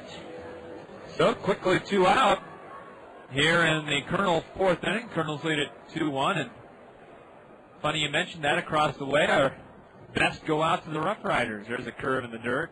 Yes, while we were up in Beloit, they were making some more dramatic history in their franchise's storied run. Brandon Taylor looked like Alex Stalock going down to get those. There's a fastball that backs Morris off the dish. Brandon Dallas is 0 for 1. Flew to right his first time up. Hitting 250, and he fouls it straight back. 2 balls, 1 strike, and I know I'm going to do it. I don't know if you've done it already, John, but I'm sure one of us is going to call Dallas Morris Dallas McPherson before it's too far into the season. You're right, just a matter of time. Of course, both Dallases were at the hot corner for the Kernels. Here's a high pop-up. That'll reach the seats. And it's 2 balls, 2 strikes. I would say, Scott, that the plaza section where the crowd is soaked in that warm sunshine is about 45% full, and I would say the red seats of the grandstand are about 70% full this afternoon. Nice opening day crowd. Yeah, and lots of folks on the grass slope seating berm down the third base line. Curveball hit up the middle. Shortstop Johnson over to his left. Makes the grab and the throw in time to get Dallas Morris. 6-3, the put out. And that's now 8 in a row retired by Mitch Atkins as the Kernels go down 1-2-3 in the bottom of the 4th inning. After 4 complete, it's the Kernels 2 and Peoria 1. You're listening to Kernel Baseball on the Kernel Radio Network. Fairfax State Savings Bank is paying you to come to the ballpark every Wednesday this season. You heard right. Fairfax State Savings Bank is paying you to come to Veterans Memorial Stadium every Wednesday this season. The first 750 of you Colonel fans to enter the gates before Wednesday's home game will receive an envelope full of money inside from Fairfax State Savings Bank. Each of those 750 envelopes will contain a greenback up to a $100 bill. Fairfax State Savings Bank free money Wednesdays. Come early to line your pocket with cash. Meet Jim. When it's nice out, he spends weekends in his yard trying to kill weeds. Meet Dave. He spends weekends on the green. That's because Greg's Lawn Service takes care of his lawn. Mowing, fertilizing, pruning, and, weed control. Greg's does the big jobs, too. Landscaping, retaining walls, curb edging, and patios. So when you've had enough of those little devils... Aha! Yes! Call 393-0101. Greg's Lawn Service, a cut above the rest. Hi, I'm Tanya Sedlock, your local Pekin insurance agent at Andrews Insurance here in Cedar Rapids. We all know how quickly life can change. You buy a new car or a new home. Your family's blessed with a new baby. Your teenager starts driving the family car. I'm here to help with a complete line of insurance plans to give you protection when you need it the most. Pekin Insurance has been in business of insuring people for 85 years. I'm here to put your interests first. Please visit me, Tanya Sedlock, at the Andrews Agency. Back with you from Veterans Memorial Stadium. We'll get you the scores on the State Farm Major League scoreboard coming up as well as we start at the top of the fifth. Colonels leading 2-1, and a curveball from Robert Mosebach hits the inside corner. Strike one to Matt Cimarella. Looking for his first hit of the year. Outfield shaded the other way, and here's a little number up the middle. Third baseman Morris, nice play behind the mound, and he throws in time to get Cimarella. And a dandy play by Dallas Morris to start things here in the top of the fifth inning. As he has flashed some leather over there at the hot corner today, showing a lot of range as well, as that ball was just tapped right behind the mound. And the rule of thumb in baseball is if you're the third baseman, if you can get to it, it is your ball to get. And that's exactly what Morris did right there. One out, and Johnny Defendis, 0 for 1. Swings and grounds one foul toward the Colonel dugout. I'm really impressed by Dallas Morris here early on, John, in the season defensively. We had him as our South Slope Communications Triple Play Show guest, and he and his father and mother are both in the fitness business. Dallas's father took the concept of the exercise ball from the physical therapy realm into gymnasiums and homes, and he's very. His mother is a personal trainer in the fitness business, and Dallas said that he was affected by Hurricane Katrina, not in his home city of Lafayette, Louisiana, but seeing a lot of the refugees or displaced U.S. citizens is the more correct term for them. High fastball is tipped and tapped foul toward the Colonel dugout. Count 2 balls, 2 strikes, 1 out, bases empty. Top of the fifth. Colonels leading the Peoria Chiefs 2-1 here in the first of a 3-game set from Vet Stadium. Both teams to 2 hits. Swing and a miss. As Defendis strikes out on a pitch down at the knees. And the second strikeout for Robert Mosebach. And that is 7 in a row retired by the Colonel right-hander. That'll bring up Jake Moiko, the catcher. Moiko wears number 35 in the back of his road gray uniforms for the Peoria Chiefs. And here's a line drive to left, going back on it, Riley, and in front of the wall makes the one-handed grab. Riley had it played perfectly. First pitch swinging and lining out the left was Jake Moiko. 1, 2, 3, 8 in a row now retired by a Colonel right-hander, Robert Mosebach. We're halfway home on the home opener from new Veterans Memorial Stadium. And after 4.5, it's the Colonels 2 and the Chiefs 1 as you're listening to Colonel Baseball on the Colonels Radio Network. If your spring cleaning plans include throwing out household furniture items, be sure to follow the instructions on the orange bulky item collection flyer you received in the mail. Up to 4 items, such as couches, mattresses, and box springs, dressers, wooden desks, and bookshelves, would be picked up by city crews. However, appliances, TVs, computer components, and scrap metal will not be collected. Your Orange Flyer will tell you where to dispose of such prohibited items. Thanks for using your Orange Flyer as your spring cleanup resource. John Rogers back with you with an important message from Peck's Flower and Garden Shop. Peck's is celebrating their 50th year in business in the Cedar Rapids community, and Peck's Flower and Garden Shop invites you to be a part of fun this coming Saturday. Easter Sunday is this Sunday. The Easter Bunny will be at Peck's this Saturday, the 15th, on Easter Eve from 10 till 4. Peck's will have plenty of Easter specials on plants and flowers and all sorts of fun items for your garden, home, or lawn. Peck's also invites you to visit them tomorrow evening for the Rose Bush Seminar. There'll be free advice on how to take care and nurture your rose bushes tomorrow at 7 o'clock at Peck's Flower and Garden Shop. Thanks for letting me share that with you about Peck's, and now we're back to action here with Peoria the Kernels coming to bat in the bottom of the 5th inning. Is this our version of the Milwaukee Miller Park sausage race? I'll tell you, Scott, Insight Vision and Anderson and Brown Eye Care both have stepped to the plate in a big way, and big giant eyeballs. Yes, an eyeball race that brings back the name Randall Simon from Miller Park when he was a Pirate, right? Absolutely.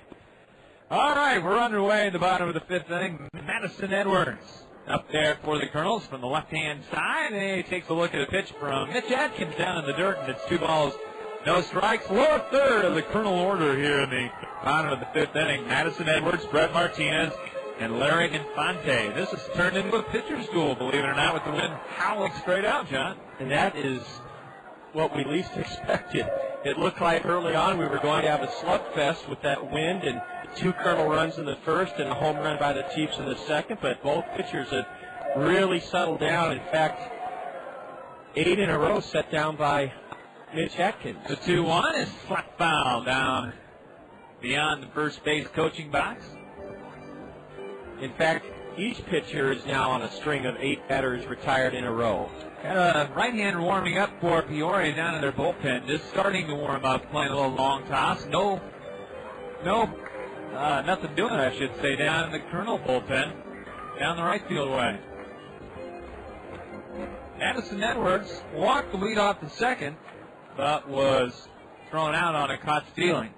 Pitch swung on and missed, chased a high fastball, and there's that output again from Atkins as he registers his 5th strikeout in the afternoon. Kernels just can't lay off that. Scott mentioned there are games underway on the State Farm Major League scoreboard this afternoon, brought to you by State Farm Insurance agents Al Shetler, Dale Thompson, Brad Dunn, and Gary Schubat. Home opener at Comerica. The White Sox in town. They're in the 4th inning. Sox 2, Detroit 2. And the Dodgers leading Pittsburgh in their home opener at PNC Park 3-0 in the first. And the Buccos have gotten off to a slow start as the pitch is slapped foul by Brett Martinez to the right of our booth. And it's a ball and a strike with 1 out. Bases empty. And the Kernels up 2-1 here in the 5th. We'll have let's give those scores first. And then in the bottom or the top of the 6th inning, our first home game, and you know what that means, a crack at a $5 gift certificate from the Springhouse, our Springhouse baseball trivia question. Another foul back by Martinez in the hole 1 and 2, and this time he backs away from a high heater. 2 balls, 2 strikes. A lot of blue and red. Cubby blue, John, in the crowd today. Well, we've had this discussion many, many times. If the Cedar Rapids franchise were to affiliate with the Cubs, we've had some people tell us it would make not one bit of difference in our home gate, and others tell me that they think we draw 15% more fans if we were a Cub affiliate. The payoff 3-2, and it's hit high in the air, foul ground. First baseman Norwood coming over toward the Kernel dugout. He leaps, but he can't get it. It's off the steps and bounds into the crowd. And we'll try again. It's 3 balls, 2 strikes. Yeah, that's a tough call there, John. We wouldn't know till we had the Cubs. There's no way of telling. Now, I don't think we're going to have the opportunity to pick them up, though. I'll tell you what, having Fergie Jenkins here, and Fergie will visit with us tomorrow evening and Wednesday night on our broadcasts, you bet.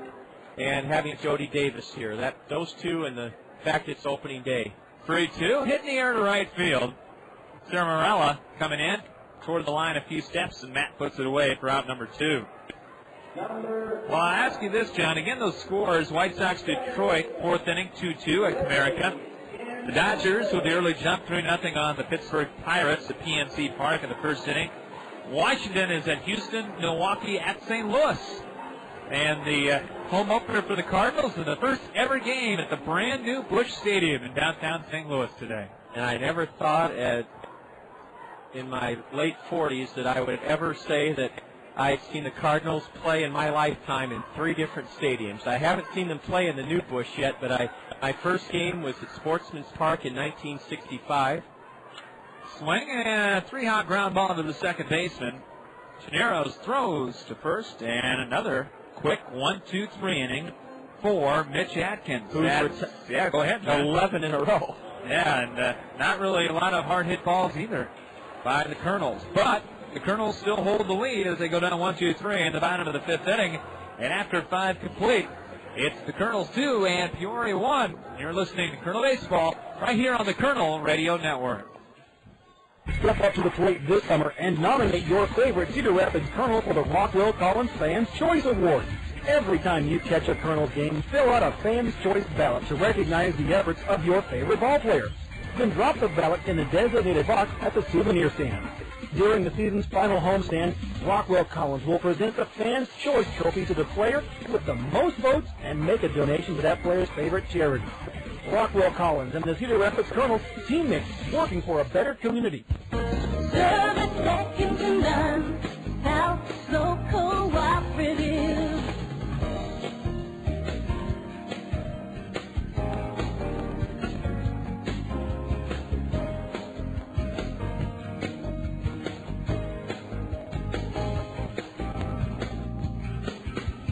Service second to none, South Slope Cooperative Communication. You've worked hard, and you're finally your own boss. As a business owner, you may not want to hear the word liability, but it comes with the territory. Smart business owners protect their investments with a business owner's policy from Neighbor Insurance Services, your professional Pekin insurance agency in Hiawatha. Neighbor Insurance Services can show you how to secure the right amount of protection for your business at affordable rates. Your business is important. See Neighbor Insurance Services in Hiawatha for business owners insurance. We go to the 6th inning. Robert Mosebach back out there to start his 6th inning of work for the Kernels. Both starters still in there as it is a 2-1 game with the Kernels out in front. And it will be 9-1-2. Davey Gregg, Robinson Chirinos, and Dylan Johnston up for Peoria here in the top half of the 6th inning. 2 runs, 2 hits, and an error for the Kernels. 1 run, 2 hits, no errors for Peoria. Ground ball to right field and a base hit for Davey Gregg, who's on for the 2nd time. Reached down an error his first time up, and the leadoff man is a 4 here in the top of the 6th inning for Peoria. And Scott, I'm going to take us through the next sequence. We have another call from our engineer and want to make sure we're still okay with our sound quality. It was a base hit by Davey Gregg into right field, and that snapped a string of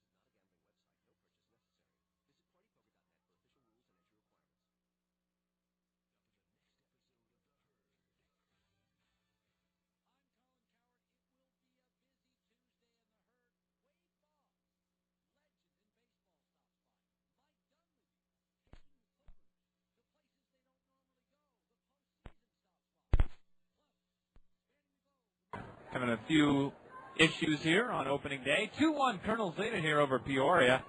Leadoff man Davey Gregg still on at first base. And the pitch hits the batter in the right fist, it looked like.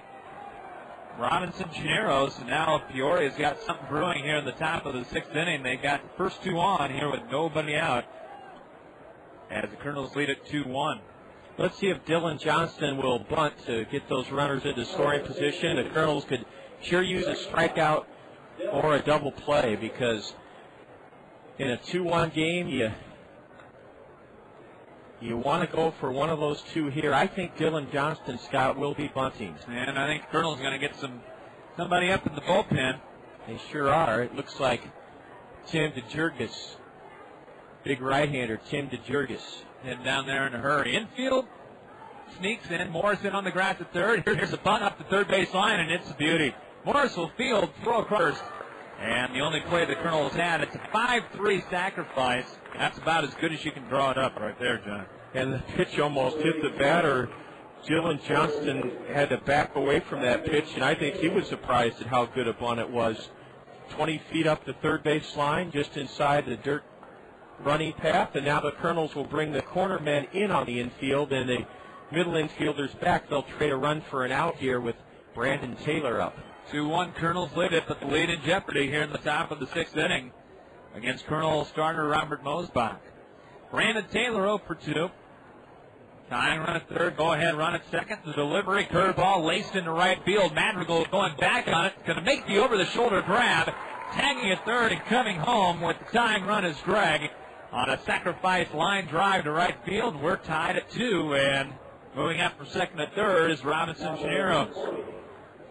Exciting news from the Spring House. They now have a lunch and dinner buffet. The lunch buffet is Monday through Friday, only $5.95. The dinner buffet, $6.95. It's after 4:30 Monday through Friday. The lunch and dinner buffet include a salad bar. That's great news from the Spring House, and Scott will have the Spring House baseball trivia question for you here in just a moment. Swing and a miss by Norwood. Ryan Norwood, the big first baseman. Solo home run back in the second inning. And a ground out to third in the fourth. 2-2 game. Go ahead, run on at third, and the ball gets away from the catcher. Martinez going to go all the way back to the backstop, and that's going to bring in a run. And Peoria takes the lead. We'll have to wait and see if that will be a wild pitch or a pass ball. Martinez got a mitt on it. It was a high pitch, John, but we'll have to wait and see. Yeah, Brett had to come out of his catching squat, but he did get good leather on it, and that's a tough way to give up the lead on a two-out, either wild pitch or pass ball. So 3-2 in favor of Peoria. Check swing on a curve. Norwood takes a look at a strike.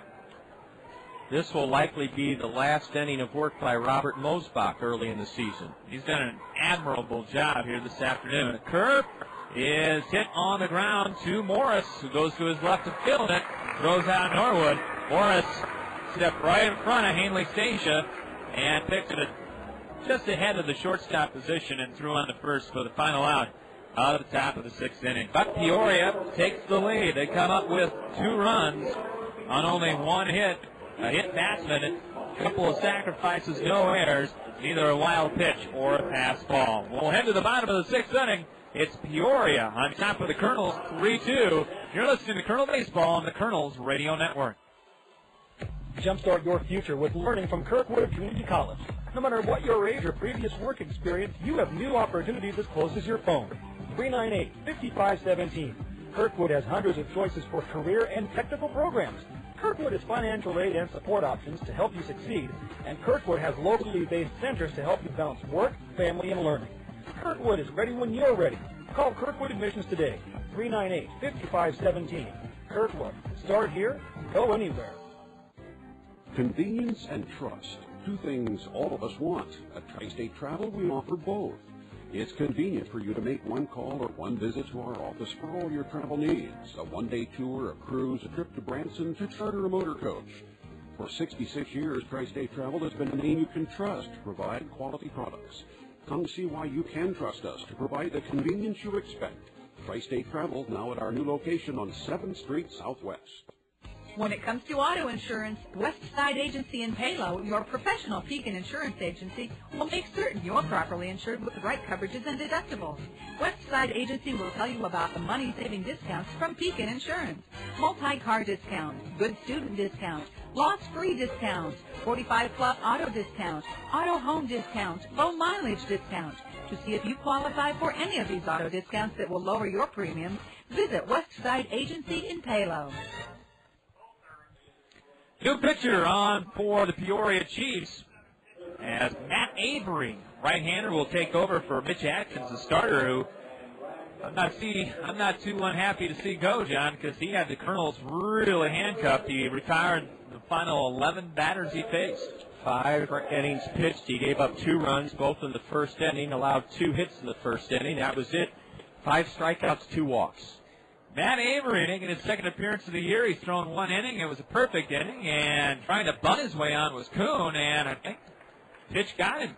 Turned the bunt there, John, and pulled the bat back and got hit all at the same time. So good start in the home half of the 6-4 Cedar Rapids. With Matt Avery on the mound, Scott, that's exactly a hit batsman played a big role in Peoria's 2-run top of the 6th inning, didn't it? Yes, it did.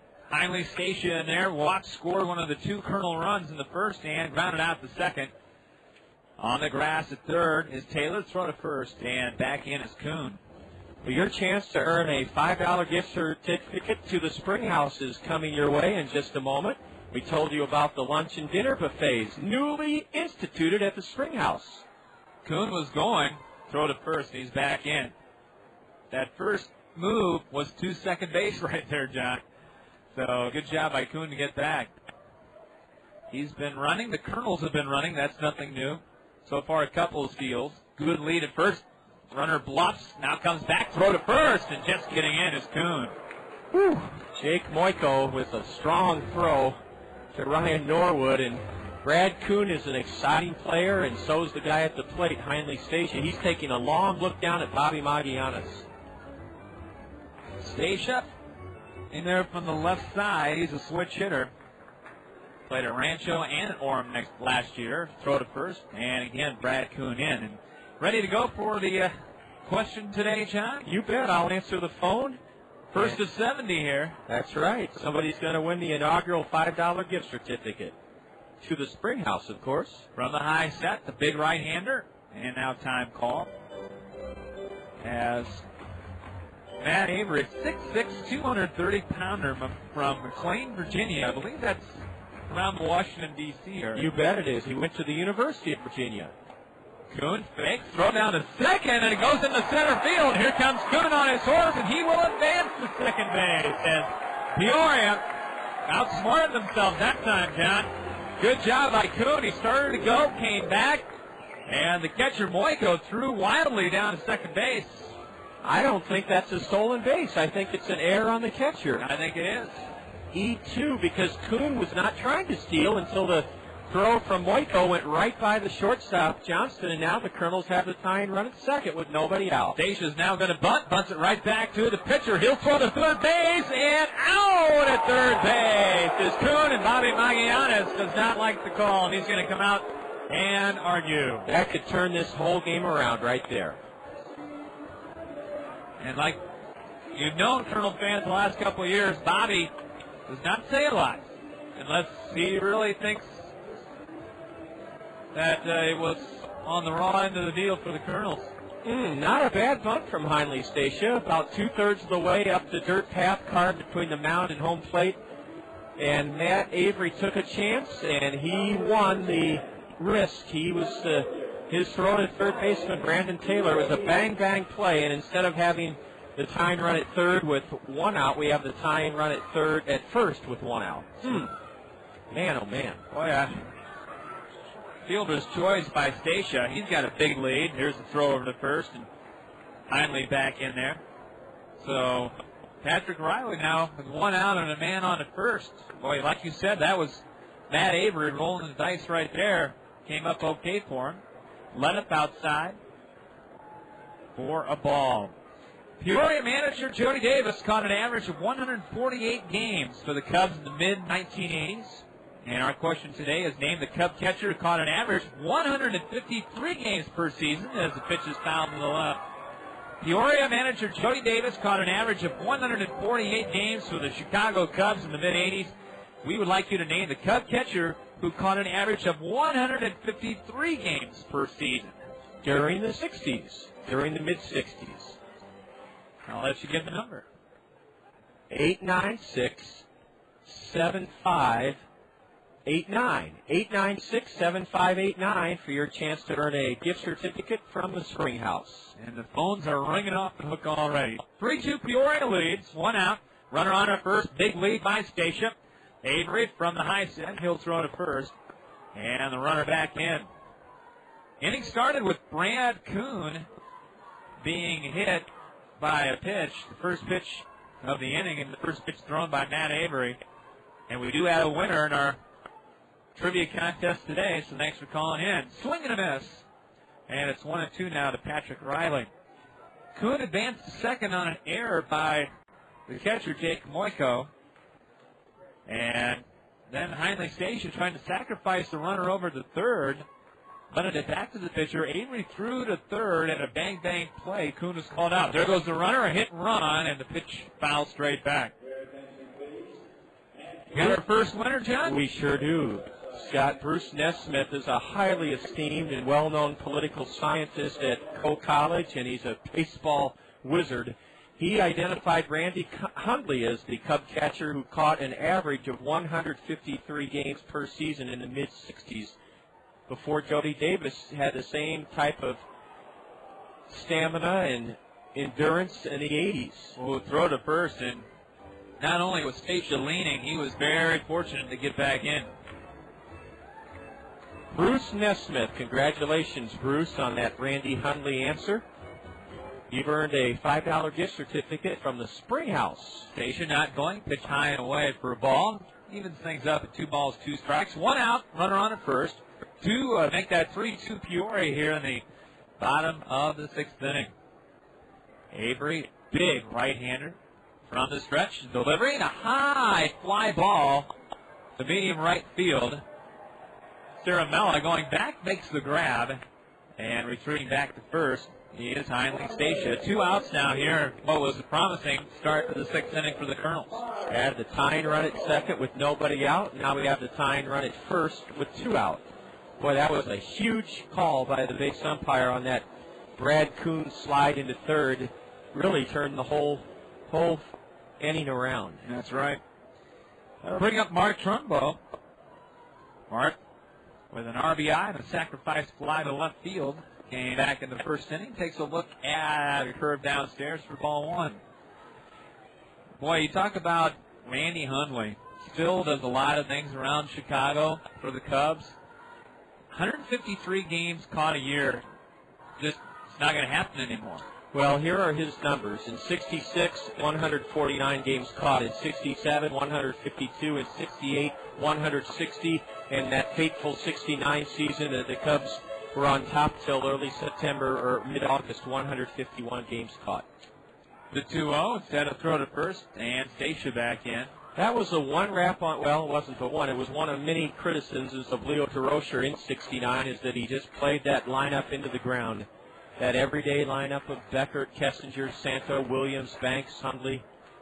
Why not? It was a good one. Here's a ground ball to the shortstop. Nice backhanded play by Johnson. Long throw, and they get Trumbo. Nice play by shortstop Dylan Johnson.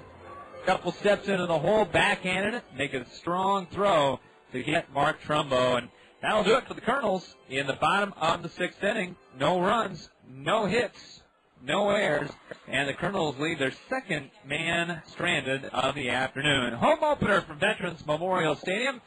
And John will be back with the call in the top of the 7th inning. After 6, it's Peoria 3 and the Kernels 2. You're listening to Kernel Baseball on the Kernels Radio Network. Service second to none. South Slope Cooperative. We're here for your communication needs. Internet service, telephone, and TV. As a cooperative telephone company, our members are owners who make us a team. Service second to none. South Slope Cooperative. It's unheard of. An industry first. A car and truck from the same manufacturer to win the coveted Motor Trend Car of the Year and Motor Trend Truck of the Year in the same year. And the award goes to Honda. Yes, the 2006 Honda Civic wins the Motor Trend Car of the Year, and the 2006 Honda Ridgeline wins for Motor Trend Truck of the Year. And you can find them both at Randy Kill Honda on Center Point Road Northeast. Randy Kill Honda is the home of confidence. Check out their huge selection of new inventory, including the Honda Civic Hybrid, with fuel savings of up to 50 miles per gallon on the highway. You owe it to yourself to see why Motor Trend voted the Honda Civic and the Honda Ridgeline the Motor Trend Car and Motor Trend Truck of the Year for 2006.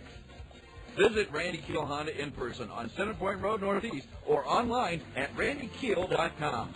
Randy Keel Honda, where they treat you right. With three-time Iowa Sportscaster of the Year, Scott Unash, John Rogers with you on a beautiful opening day Monday afternoon at Veterans Memorial Stadium. Tight ball game. We've had nothing but close games in the first week of this season. The Kernels scores in Beloit, 4-0 loss, 2-1 loss, 4-2 win, 3-2 loss. Here's Alberto Garcia leading it off for the Peoria Ball Club, and we have a U.S. Cellular call to the Colonel bullpen. Get your wireless relief with calming minutes only from U.S. Cellular. Tim DeJurgis is on. Second appearance of the year for the right-hander. And Tim, no record, no ERA, has appeared in one game. Through 2 1/3, gave up only one hit. Hit a batter, struck out one, did not walk anyone, and the league hitting 143. That was the season opener Thursday night in Peoria. Tim has fallen behind the number 5 hitter, the right-handed batting Alberto Garcia. Now ball 3 downstairs. The line on Robert Mosebach was a little, you mentioned the word admirable, Scott. It really was a great outing by Robert Mosebach. Yes, it was. Went 6 innings, gave up 3 hits, 3 runs, only 2 earned, did not walk a batter, and struck out 2, hit 1.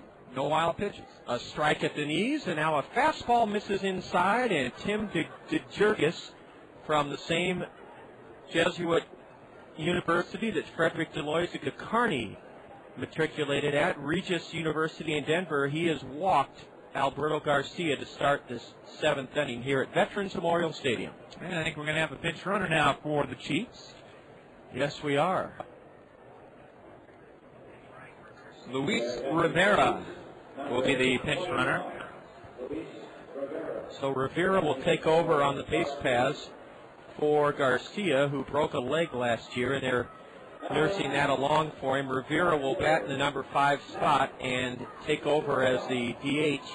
He's the pinch runner here in the 7th inning. Let's see if Matt Cimarelli is bunting. Ciaramelli. It's a tongue twister. Yeah, it is. Ciaramelli is a left-handed batter. You never had any Ciaramellas when you were coaching cross country, then, huh? Not any Ciaramellas, no. There, you said it so it flowed off my tongue, Scott. Ciaramella. Looks at one just low from the right-hander. Tim DeJurgis, Didjurgis.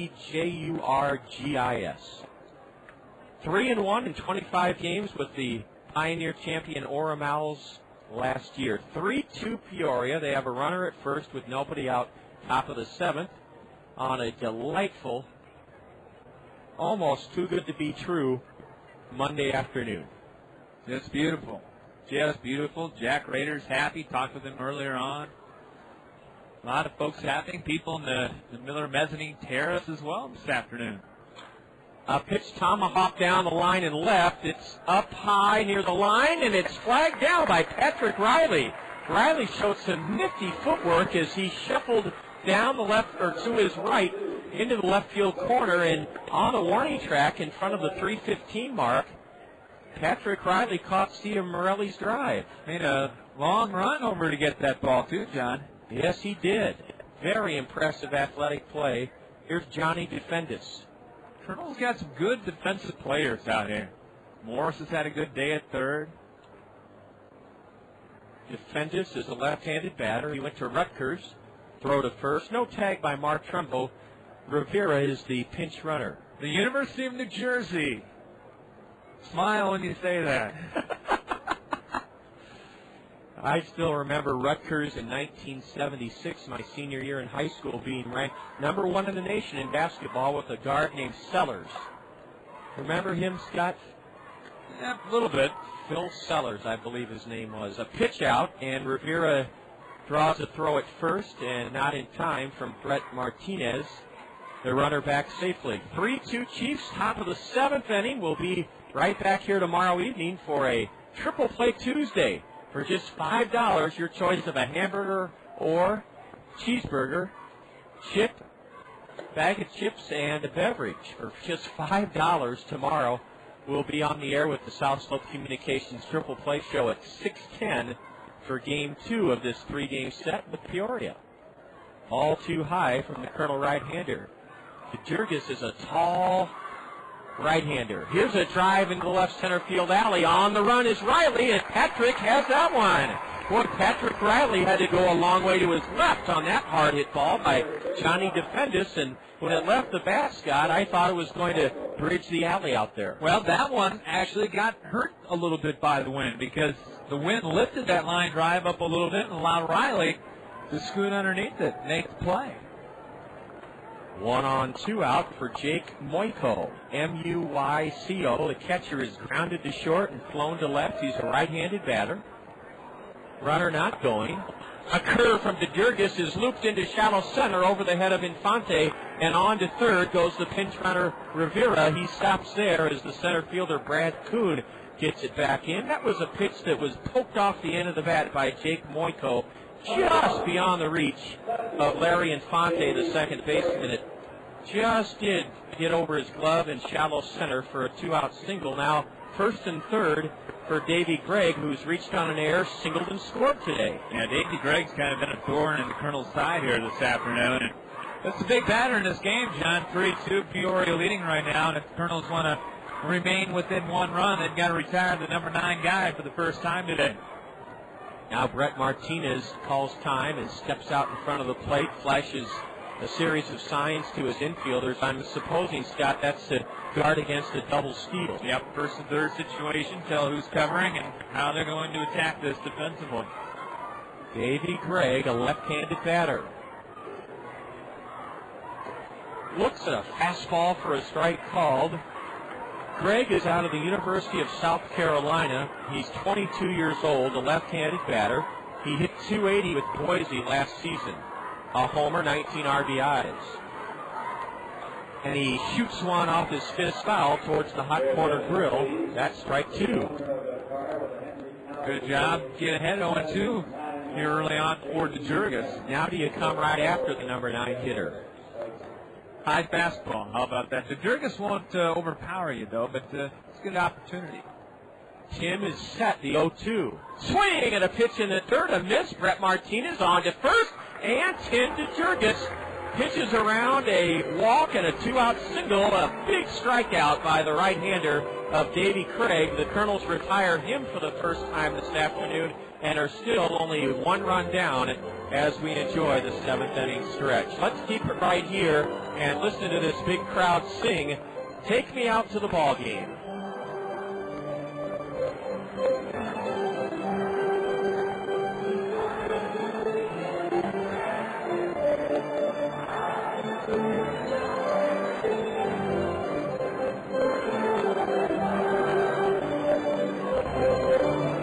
For Peoria, no runs, a hit, a walk, and no Colonel errors. The Chiefs left it there. They've stranded 3. Colonels come to bat in the home half of the 7th with the Chiefs leading by a run, 3-2. This is Colonel Baseball on the Colonel Radio Network.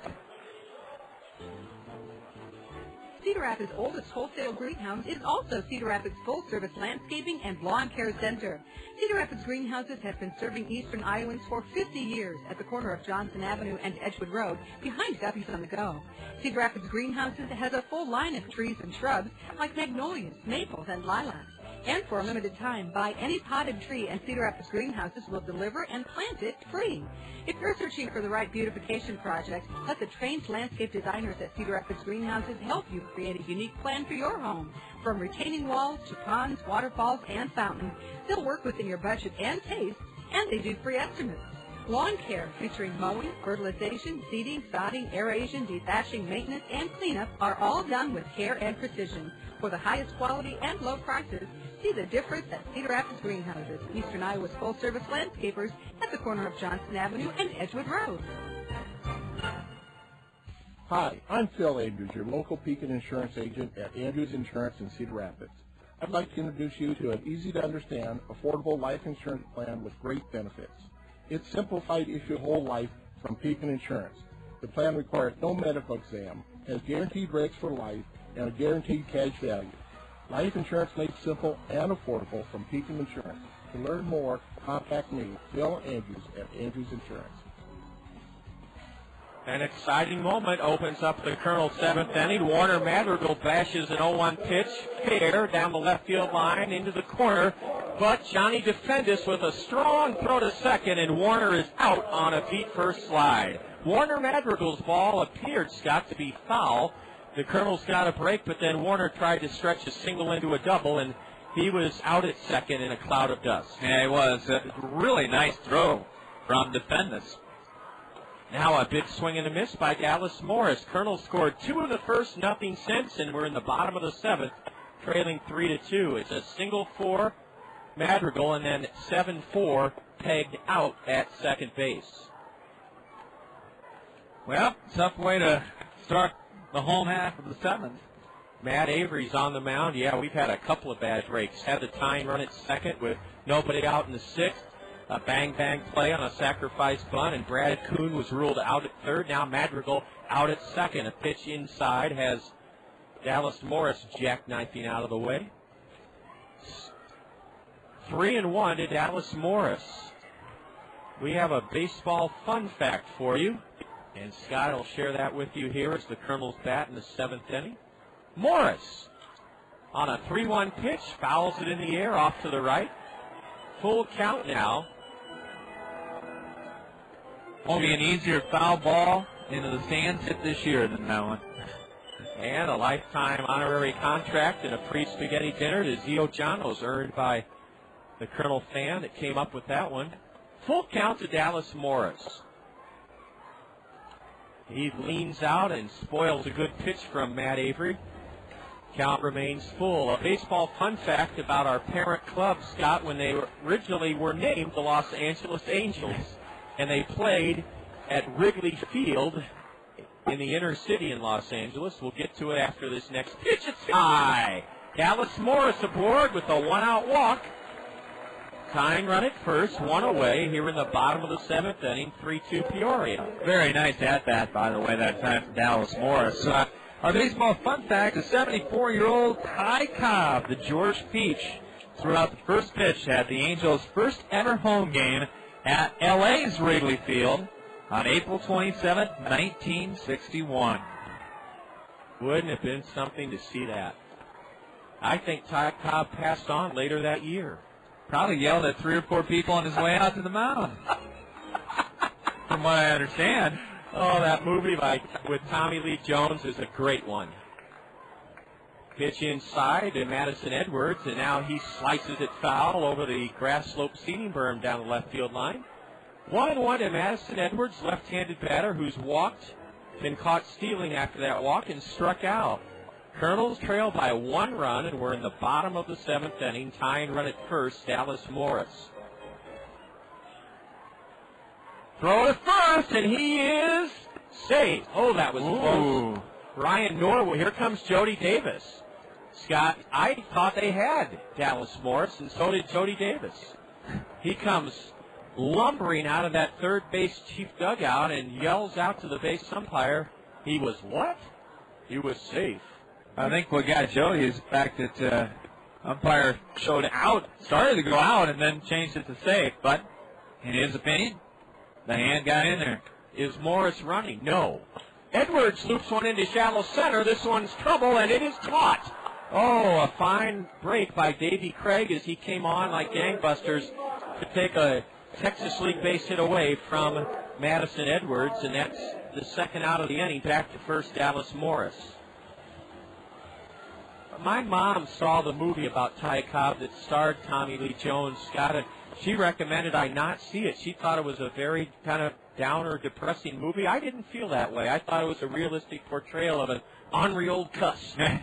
Good ball player, though. Great ball player. Ground ball hit sharply to second, and room service hop to Robinson Chirinos, and he beats Dallas Morris to the bag for a force out. Brett Martinez forces Morris at second on a bouncer up the middle. The Kernels put their leadoff man aboard, but he was out trying to stretch a single into a double. A walk, but then nothing further. No runs for the Kernels in the seventh. One hit. There were no Peoria errors. The Kernels leave one and have stranded three. Through 7 innings on opening day, the Kernels trail the Chiefs 3-2. And you're enjoying Kernel Baseball on the Kernel Radio Network.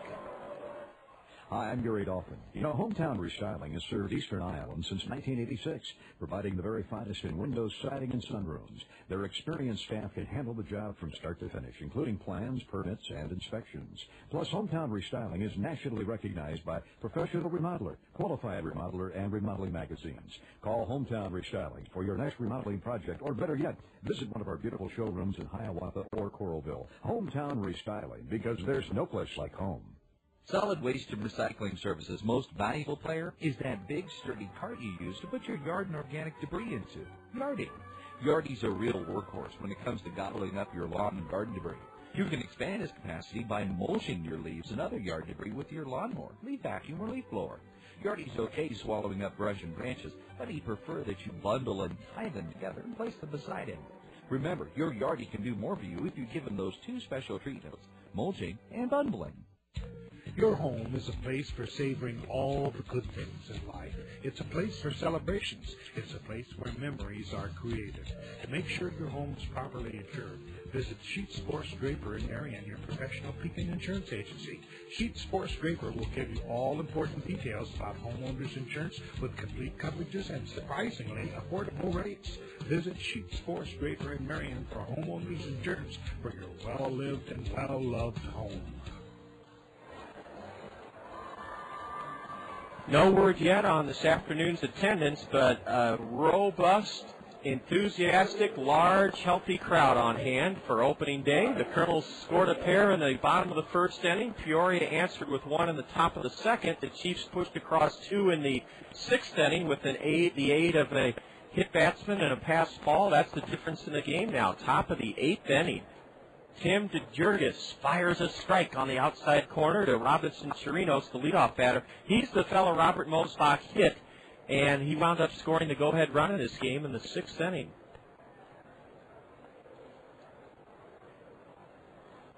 Fergie Jenkins will be here tomorrow evening and Wednesday evening, and you can get his autograph. There is a fee that will go to charity. And, man, Scott was seeing Fergie before the game. A pitch inside. Now a swing and a miss by Chirinos. Strike two. He is a big fella, Fergie Jenkins. He'll go right along with this Peoria pitching staff. They have Jesse Estrada warming up in the bullpen, and he's the biggest of them all at 6'8", 270. You know how to play basketball against the Peoria pitching staff. 6'3", 6'6", 6'4", 6'4", 6'4", 6'8", 6'3", 6'4", 6'4", 6'8", 6'4", and Jesus Yepes at 6'1". He's the point guard. Here's a line drive at the feet of Dallas Morris, and Dallas reaches down to pick it right off his shoe top. One away as Chirinos lines to third. Tim DeJurgis trying to keep the Kernels within a run. Retires Chirinos on a sinking liner. Estrada pitched in for the Chiefs last year, 27 starts. He was 6-12 as a starter with an ERA of 5.35, and he's not a power pitcher for a guy that big. Surprisingly, Scotty only struck out 65 batters in 151 1/3 innings last year. And Cubs, that's been their MO as of late as far as drafting is concerned. They like the big, tall, husky pitchers. Tim DeJurgis, in his second inning of work in relief of starter Robert Mosebach, has fallen behind Dylan Johnston, who laid down a crucial sacrifice bunt his last time up. The Kernels have a right-hander in their bullpen. Strike one on the outside corner. Looks to be Jim West.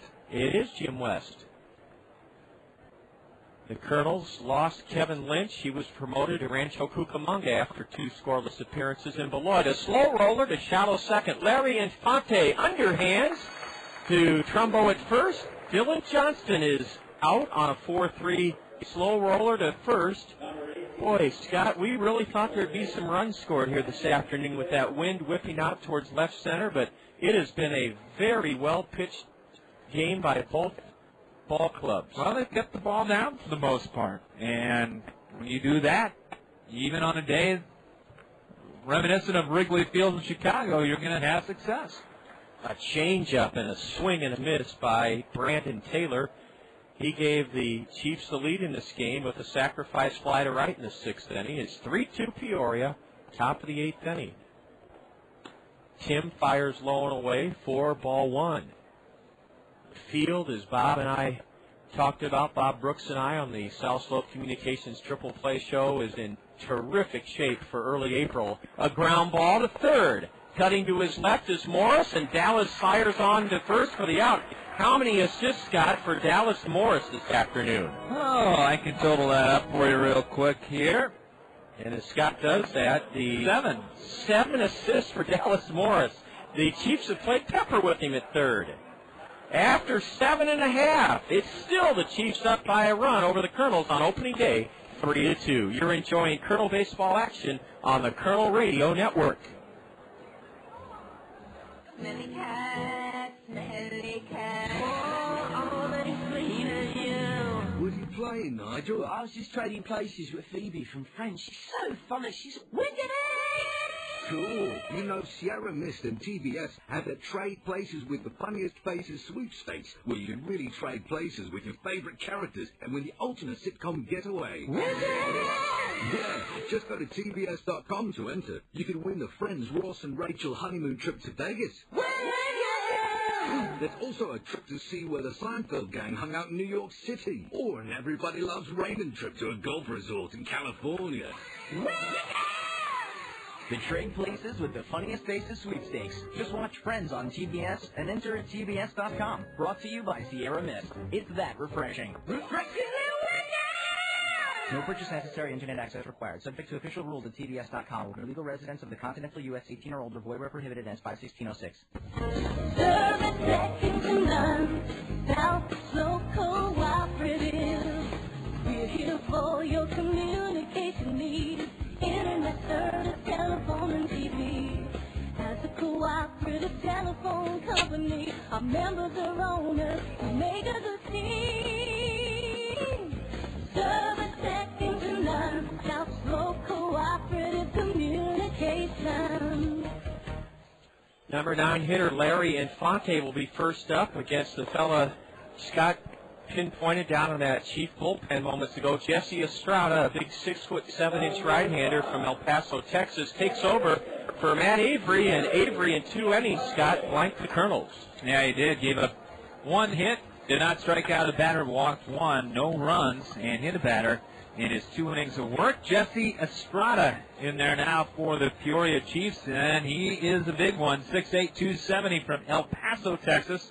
As John mentioned, pitched here last year in a starting role for Peoria, now coming out of the pen, and this is his second appearance in 1 game through 3 2/3 innings. Gave up only 1 hit and struck out 3. He is a giant of a man, and he paints the corner for a strike, and now a grounder, nifty backhand stop at third, and on to first with it, Brandon Taylor. That was one of those in-between do-or-die hops. Larry Infante chops out to third. Larry's 0 for 3 today.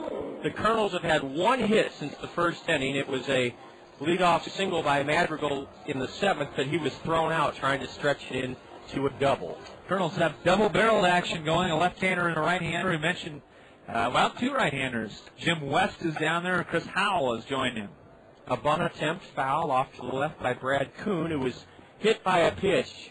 There's always one play that seems to turn a game around, one pivotal play, and the one that I cite right now, the difference in the game. Kuhn at second with nobody out back in the 6th inning, and he was called out on a sacrifice attempt by Heinrich Station on a bang-bang play, and you could just see that was going to be a difference, and right now the difference in the ball game. The difference in this ball game so far.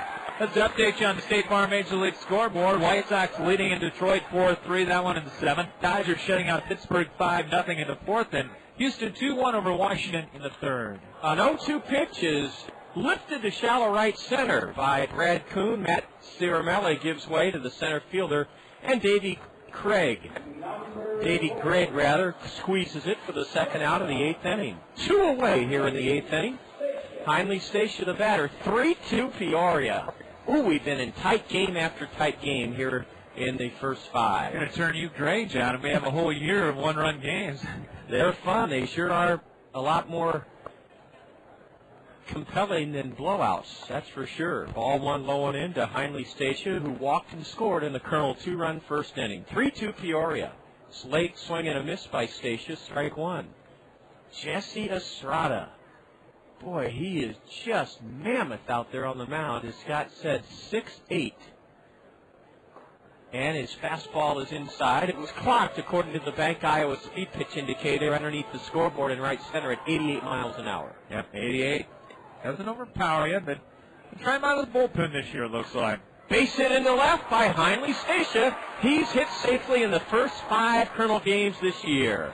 Oh, did he look good as he just went the other way and drilled it into left.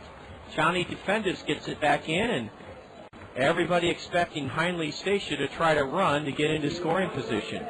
I would imagine that as well. John, I'm going to ask you, I know you haven't seen too many of the Major League games so far, but I've heard this from 3 different broadcasters. One of those being Hawk Harrelson over the weekend, and I'll tell you after this pitch. Stacia draws the throw, and Heinle's back standing up. That a lot of people believe the juiced baseballs are back out. I have heard that as well. But it's too early to tell, in my opinion. Stacia not running, and a foul right above us. Rattles around in the grandstand and then drops below. I would say this, that time will tell. I don't know why baseball seems to think that fans will only be interested in high-scoring games. Look at the great game we have this afternoon, 3-2 Peoria, bottom of the 8th inning. I just don't think you need 5 home runs every game to excite the fans. National League yesterday had, 5 teams in double figures for home runs? Or for runs scored yesterday? Something like that.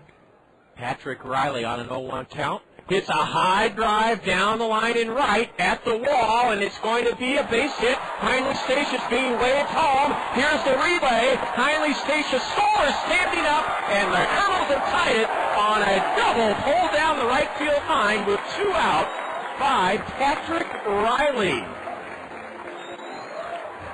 It hung up, Scott, and it fell fair by about 8 feet down the right field line. Matt Ciaramella got to it and could not prevent Heinle Stacia from scoring on that 2-out double by Patrick Riley. Outfield was really shifted around the opposite way, John, and Ciaramella did not get over to the line in time to get that hit. It wasn't hit particularly hard, just found a good spot. It was high and deep down the right field line, but you're right, it wasn't a line drive. Now a base hit by Mark Trumbo could score Patrick Riley and give the Kernels the lead here in the 8th inning. RBI 2-out double by Riley. Strike 1 to Mark Trumbo. Long look at second by the right-hander, and a pitch dribbled foul to the Peoria on-deck circle, where we'll tie it up now, Scott, 3 apiece. Both starting pitchers now will get no decisions today. And I think that's a just settlement because they both pitched well. Yes, they did. That would be Mitch Atkins for Peoria and Robert Mosebach for the Kernels, who looked very, very sharp today. Riley at second. Trumbo on an 0-2 delivery fouls it straight back over the grandstand roof behind home plate. 18-foot high wall on the left leading up to the Randy Kiel-Hoffman's picnic pavilion. The pavilion is unoccupied this afternoon, but the grandstand is teeming with activity and excitement. Already 3 doubles in the year, John, for Patrick Riley, second of the game today. And he's driven in 2 of the Kernel 3. We're tied at 3 here in the home half of the 8th inning. Estrada stares down Riley, and Mark Trumbo takes a curve just low for ball one. Boy, Mark Trumbo has been very impressive so far this year, Scott, in that he came in from Orem with a rather high number of strikeouts last year, but he has really concentrated on getting the bat on the ball. Sure, they worked on that during winter ball. A curve and a broken bat looper into shallow left. It's going to fall for a base hit. Patrick Riley scores, and the Kernels lead it here in the 8th inning, 4-3 on a broken bat looper dumped in front of Johnny Defendis on a 2-strike pitch to Mark Trumbo. Like you said, John, broken bat single in the left. And with the cleanup man on, left fielder Johnny Defendis was playing pretty deep.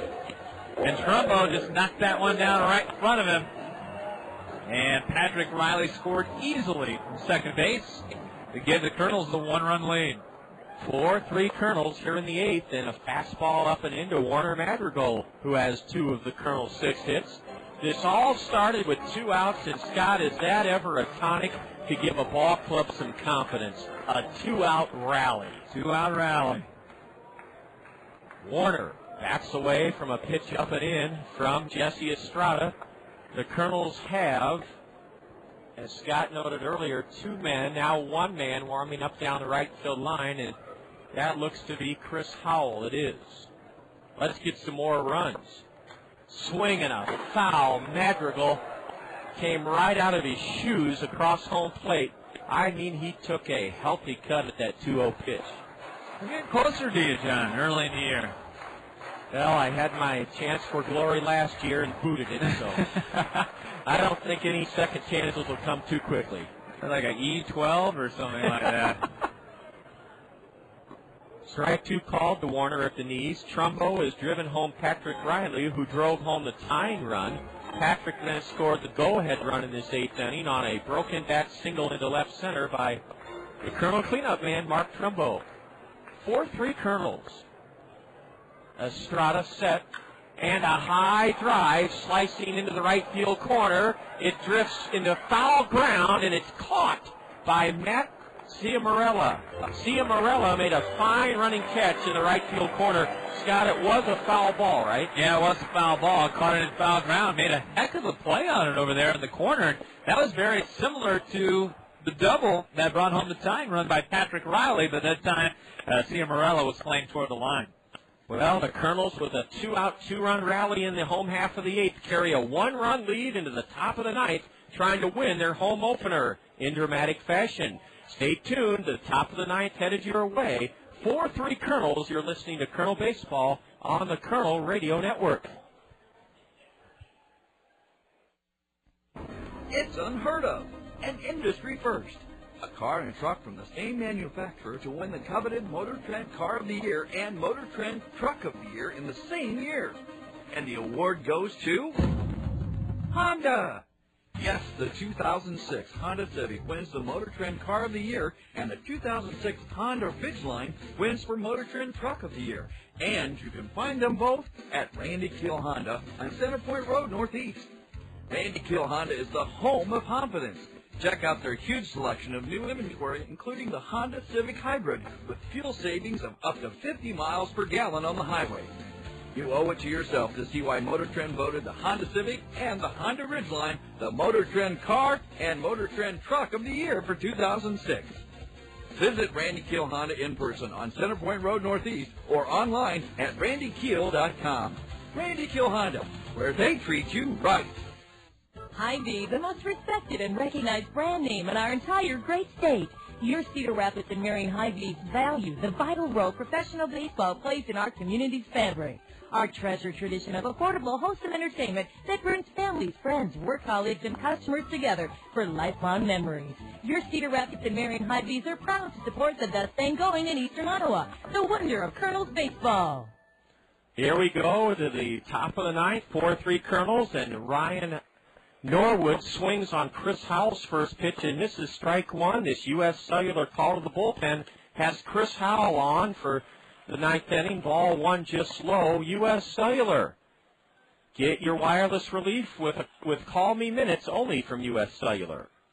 A curve, and that one's mashed into the left field corner, fair for extra bases. Ryan Norwood will lumber into second. The throw to second is not in time from Patrick Riley, and Peoria makes a bid to tie this game or take the lead in the top of the ninth. A leadoff double on a 1-1 pitch from Chris Howell by Ryan Norwood, his second hit of the day. There we go. We're going to have a pinch runner as well for the big first baseman, as it's going to be Mark Reed to come out and run now for Norwood. So Reed is carrying the tying run. He's a catcher by trade, and let's see if Jody Davis has Rivera, who's batting for the first time. Rivera came on as a pinch runner. Luis Rivera pinch ran for Garcia in the seventh inning. Let's see if the Chiefs try to bunt that tying run to third, Scott. Well, that's what the Kernels are thinking. You've got Morrison on the grass at third. Trumbo 3 steps onto the grass at first base. Kernels rallied for 2 with 2 out in the bottom of the eighth. And here come the Chiefs charging back with pinch runner Mark Reed at second. Chris Howell steps off the rubber. Boy, Tim DeJurgis did his job, Scott. Well, last year it was middle relief that was the problem for the Kernels. This year, so far anyway, it's only been 4 games. It's been short relief. There's been a little bit of a hang-up for the Kernels. Might see the old wheel play come out right here, John, for the infield defense. Third baseman comes charging in. Shortstop goes over to third. Outfield's playing straight away for Luis Rivera, right-handed batter, batting for the first time today. Chris Howell delivers. Ball 1 low and away. Runner at second with nobody out. 4-3 Kernels here in the top of the ninth inning. DeJurgis went 2 innings, allowed no Chief runs on 2 hits, struck out 1, and walked 1. Chris Howell pitched on Saturday at Pullman Field in Beloit. Pitched 2 innings, gave up 3 hits, no runs, no strikeouts, no walks. Howell is behind 1-0. The right-hander works from the set position, throws to second, and Larry Infante tumbles into the pinch runner Mark Reed. Reed got back safely. They're keeping an eye on the runner back there, Reed. Tying run in this 4-3 Colonel lead here in the top of the ninth. Scott will have the attendance for this opening day in just a moment. As Rivera bunts, and it's a beautiful bunt. Should be a base hit. It is a base hit, first and third, nobody out. It was rolled beautifully up the third base line, just beautifully. 1.5 feet there and 15 feet up the line. Dallas Morris tried to barehand it, but he'd have had to take a bite out of it even if he'd come up with it cleanly. And now the Chiefs have a golden chance to tie the game or take the lead here in the ninth inning as our late inning woes continue. Boy, oh boy. Well, now we'll see what Ciaramella will do here. He might be bunting. He could be squeezing. That might be a safety bunt, though, here. Get that runner over to second, but nobody out. He might be swinging away, too. A lot of things that Jody Davis can do right here. Matt Ciaramella. 1 for 3. Kernels started this ninth inning with a 1-run lead, and it's in jeopardy. Ground ball base hit past first. Peoria ties the game at 3. Now on to third as the right fielder Madrigal overruns the ball. Goes the go-ahead run. An error on Warner Madrigal allows Rivera to go from first to third. It's first and third. Nobody out as the Kernels are having a tough time closing games out here in the first week, to say the least. Matt Ciaramella pulled it past the diving Mark Trumbo at first to drive home the tying run, and then Warner Madrigal, in his haste to make a throw to third, overran it for an error. Well, no error hanging on Warner yet. Okay. I think the runner was going to go to third anyway, so. You're right, Scott. First and third, nobody out. Boy, what a tough thing to have to endure for a third time, to have leads in the late innings and just not be able to get her done. But, hey, that's something that we'll find the formula for. Hopefully somebody will take the bull by the horns.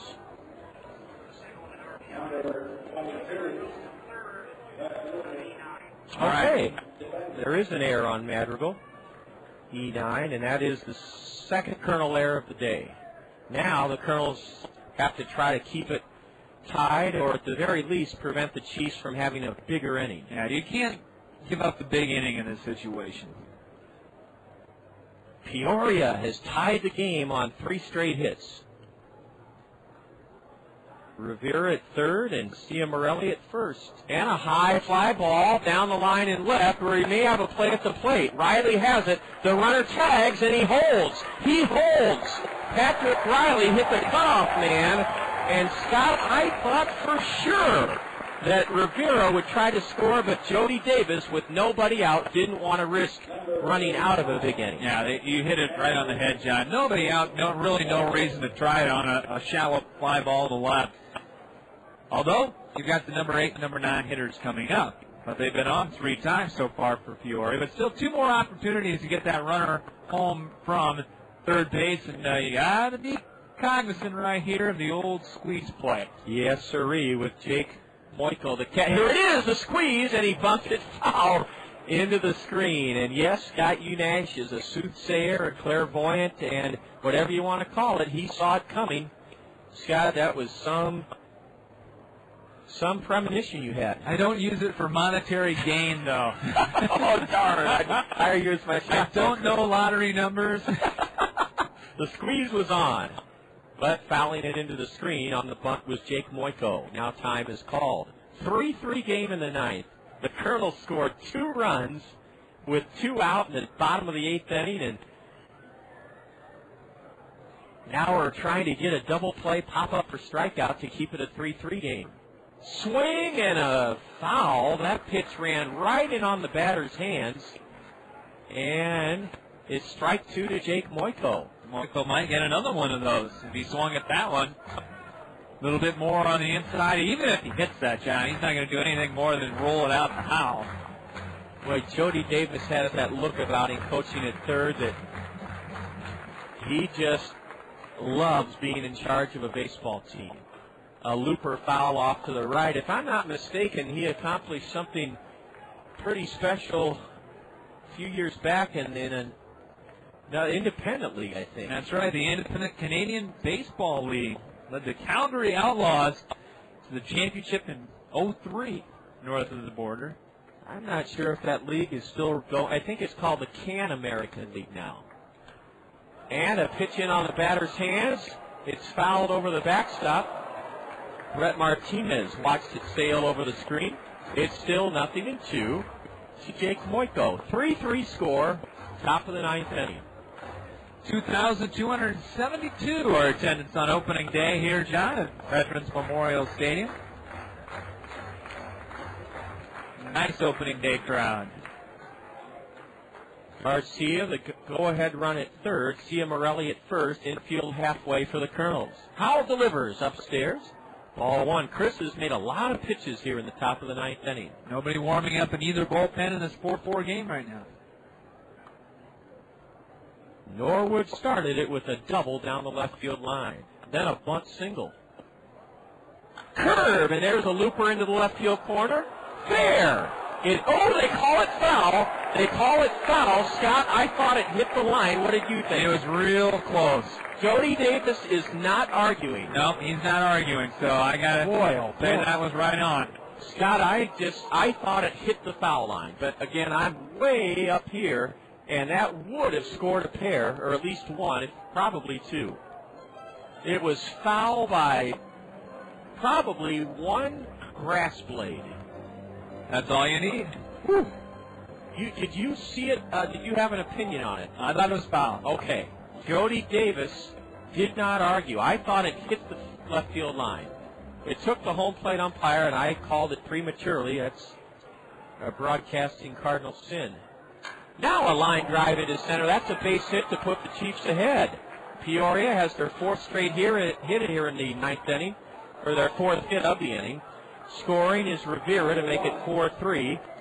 Ciamarelli stopped at second. How about Jake Moikel on an 0-2 pitch? He lined her into center to give the Chiefs a 2-run inning, and they now lead it 4-3. Davey Gregg will bat, the number 9 hitter. 0-2 pitch just caught a little bit too much of the plate. Let's see if Chris Howell can keep the Chiefs from that big inning. They've already overtaken the Kernels. Here's a high fly ball into shallow left. Patrick Riley coming on to make the play. Second out of the inning. 2 away for Robinson Chirinos. And now a big batter here, John. You want to keep this a one-run game. Kernels going to get something going over in the bullpen now. But 1 run, a lot easier to come back than 2 or 3. That's right. Chris Howell faces Robinson Chirinos. Breaking pitch high and away. Kernels had momentum going into this 9th inning. They scored 2 runs in the bottom of the 8th with 2 out to take a 3-2 lead, but that has slipped away. Ball 2 is upstairs, a fastball. Jim West is up again, the right-hander, warming up for the Kernels. Crowd has settled down a little bit after buzzing about that Colonel 8th inning. Now Howell delivers low and in, ball 3 to Robinson Chirinos. He was hit by a pitch and scored on a pass ball in the 6th inning to give the Chiefs a 2-1 lead. It's 4-3 Peoria now with 2 on, 2 out in the top of the 9th inning, and time is called. It's 3-0 to the hitter, and let's see if Jody Davis turns Chirinos loose. No, he took it for a strike. Barbaro Garbag, the first base coach, he was a heck of a hitter for the Detroit Tigers, native of Cuba. Yes, he was a great hitter. Might have been on that 84 World Series team. The delivery's low and away for ball 4, and the 8th man to bat here in the Chief 2-run 9th inning will be Dylan Johnston.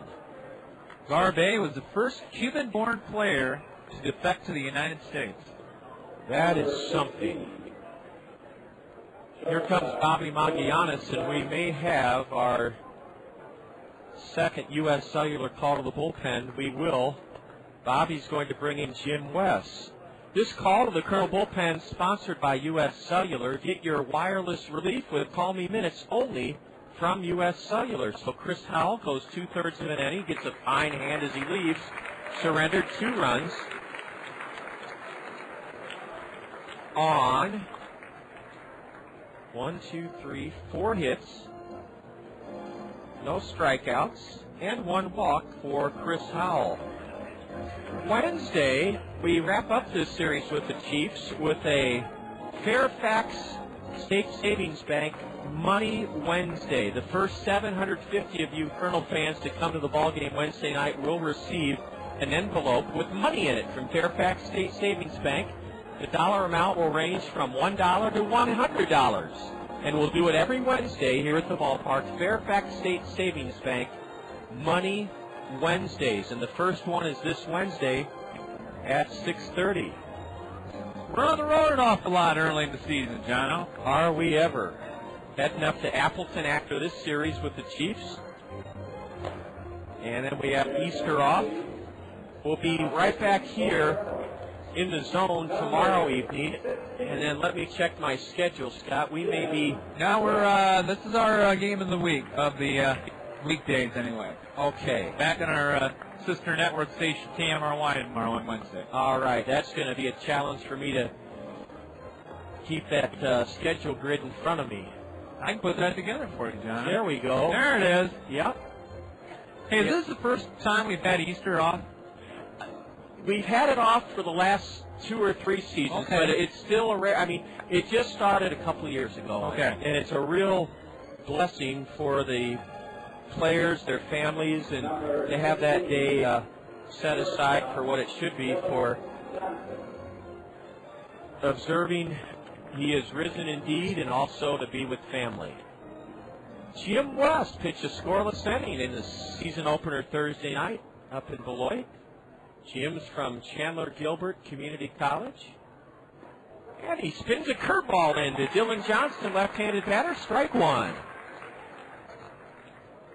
Fort Mojave, Arizona. Talked to him about that last week at the Oxyoke Inn. Here's a foul pasted into the screen, and it's strike 2. Jim West has gotten ahead of Dylan Johnston 0-2. Jim West said that he is down by Laughlin, Nevada. Okay. And Lake Havasu, is that how you say it? That's right, Lake Havasu. That's where Havasu. London Bridge is. Yes. Swing and a miss. Jim West hits Dylan Johnson to set the stage for the night. Peoria rallies for 2 runs on 4 hits. No Kernel errors, and the Chiefs leave a pair. They've stranded 5. Kernels need 1 to tie and 2 to send everybody home happy. We go to the bottom of the 9th. Chiefs 4, Kernels 3. You're enjoying Kernel Baseball on the Kernel Radio Network. Sylvia, you know that cruise you've always wanted? Yeah? Well, there it is. That would be our house, Bob. Are you feeling all right, dear? Well, this is so cool. Guaranty Bank will let us use the equity in our home to do just about anything we want. College tuition, a room addition, a cruise, and best of all, the interest may be tax deductible. Now do you see it? Ah, the sun, the waves, the tropical breezes. Ooh, now I see it. It's a convertible. The sun on my face, the wind in my hair. See your Guarantee Banker in Cedar Rapids, Marion, or Hiawatha, and use the equity in your home to do whatever you want, even if it's just to get out of the house. Feel the road, the roar of the engine. The roar of the... Hey, it's my kind of life. Keep your hands off my Porsche, Bobby boy. Guarantee Bank. Member FDIC, Equal Housing Lender. Consult your tax advisor for interest deductibility. Some restrictions apply. If you're looking to enhance your property's appearance, function, or value, make the experts at King's Materials your most reliable teammate. Retaining walls? You bet. Custom patios? Bingo. Walkways and steps? King's Materials says yes. King's Material has all the bricks, concrete, and stone elements to make your landscaping, masonry, and architectural projects become a reality. To view the astonishing array of beautiful and innovative products King's Material can bring to your home, yard, or business, visit King's online at kingsmaterial.com. 2 in the 8th for the Kernels, but 2 in the top of the 9th for the Chiefs, and they lead it 4-3, and the first batter for the Kernels will be Dallas Morris. Jesse Estrada gave up a pair of 2-out runs in the 8th inning, and it looked pretty sweet as the Kernels held that 1-run lead, but it didn't last long. Now the Kernels will try to rally here in the bottom of the 9th. Estrada deals and a base hit into left. How about Dallas Morris? He stepped into that first pitch, and I think he hit it off his fist, Scott, but he was strong enough to punch it into left for a base hit. Yeah, it turned on it, John, and didn't hit it hard. Just kind of, like you said, punched it over the third baseman and the shortstop. Nothing doing down in the Peoria bullpen. So this game is Estrada's right now, and a good start to the bottom of the 9th for the Kernels, down by a run. Let's see if Madison Edwards is bunting. This crowd of 2,272 enjoying dollar hot dogs and hope to see a Kernel rally. A bunt by Edwards. It's a very good bunt. The only play to first. Estrada gets it over to the new first baseman, Mark Reed, and hey, that's all you can ask from Madison Edwards. He deadened the ball beautifully, and the catcher, Jake Moiko, was yelling to Estrada, first base, first base. That's where Jesse made the play. Tying run at second, 1 out for the Kernels here in the 9th inning. So it'll be up to the number 8 and number 9 guys to bring home this tying run. Man, Scott, you love to see those fundamentals executed, and Madison Edwards bunted beautifully. A curve to Brett Martinez is low and away. Brett, the number 8 hitting Kernel catcher, is struck out, flown to right, and hit into a forced play. Right now, Estrada in line for the win, and Chris Howell on the hook right now for the Kernels. Brett Martinez, a right-handed batter, steps out as the second baseman Chirinos darted into his right to try to hold the tying runner Dallas Morris close to second. Brett Martinez waving that black lacquer bat around. Swing and a foul straight back. Strike 1, ball 1. 9th inning, 4-3 Chiefs. Kernels with a tying run at second and 1 out.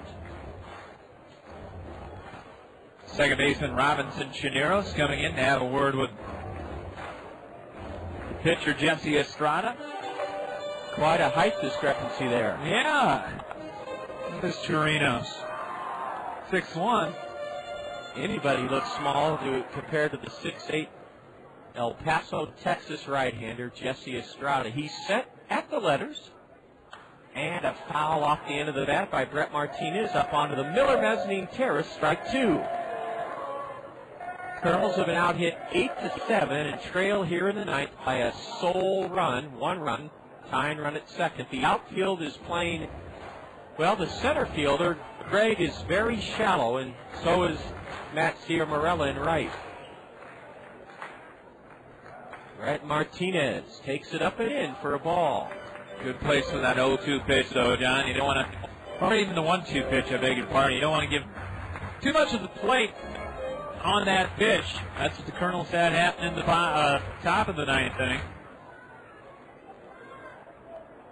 Dancing off of second, the tying run Morris, and a looper into left. It'll be a base hit. It gets by the left fielder, allowing Dallas Morris to score.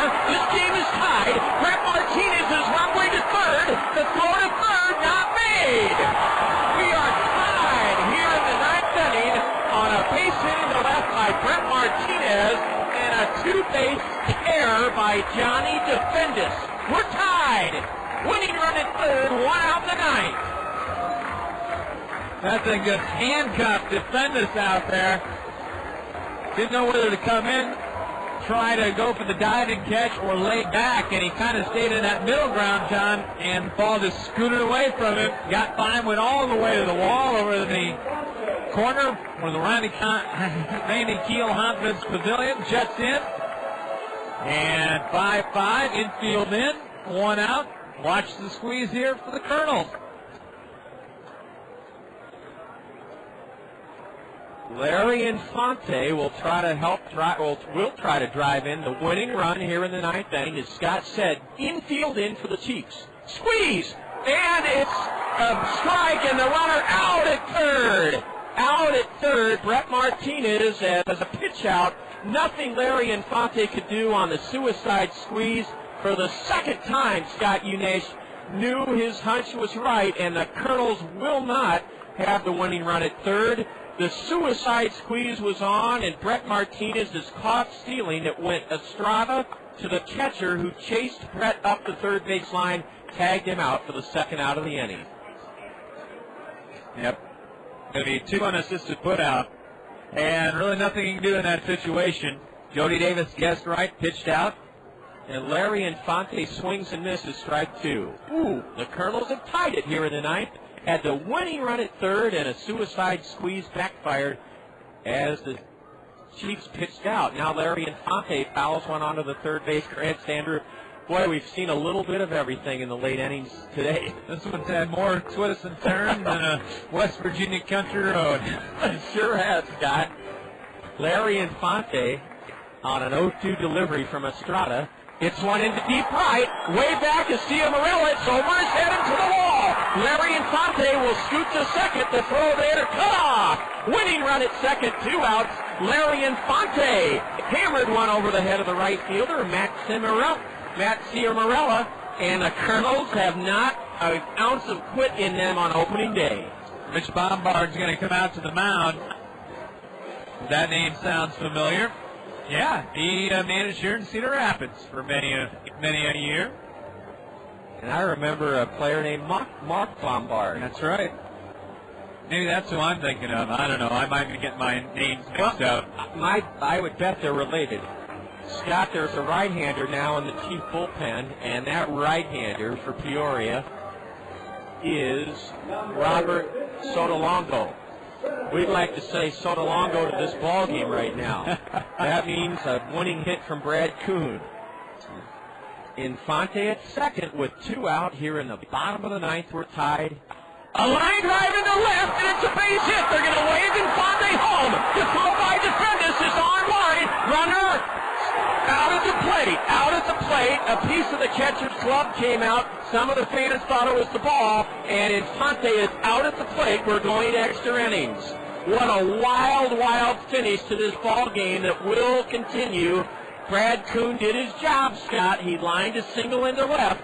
Johnny Defendis, who booted a ball to give the Kernels the tying run here in the ninth inning, his throw was right on the money, and Infante was out 7-2 to end the ninth inning. Well, if you're Bobby Magallanes, you cannot hold up the runner in that situation. You've got to roll the dice and send him home. A good throw, yes, is going to get the runner, and that's exactly what happened, but you've got to put the pressure on the left fielder, Johnny DeFendis. That's what he did. Made a good one-hop throw, and Boyko held on, and we're going to extras.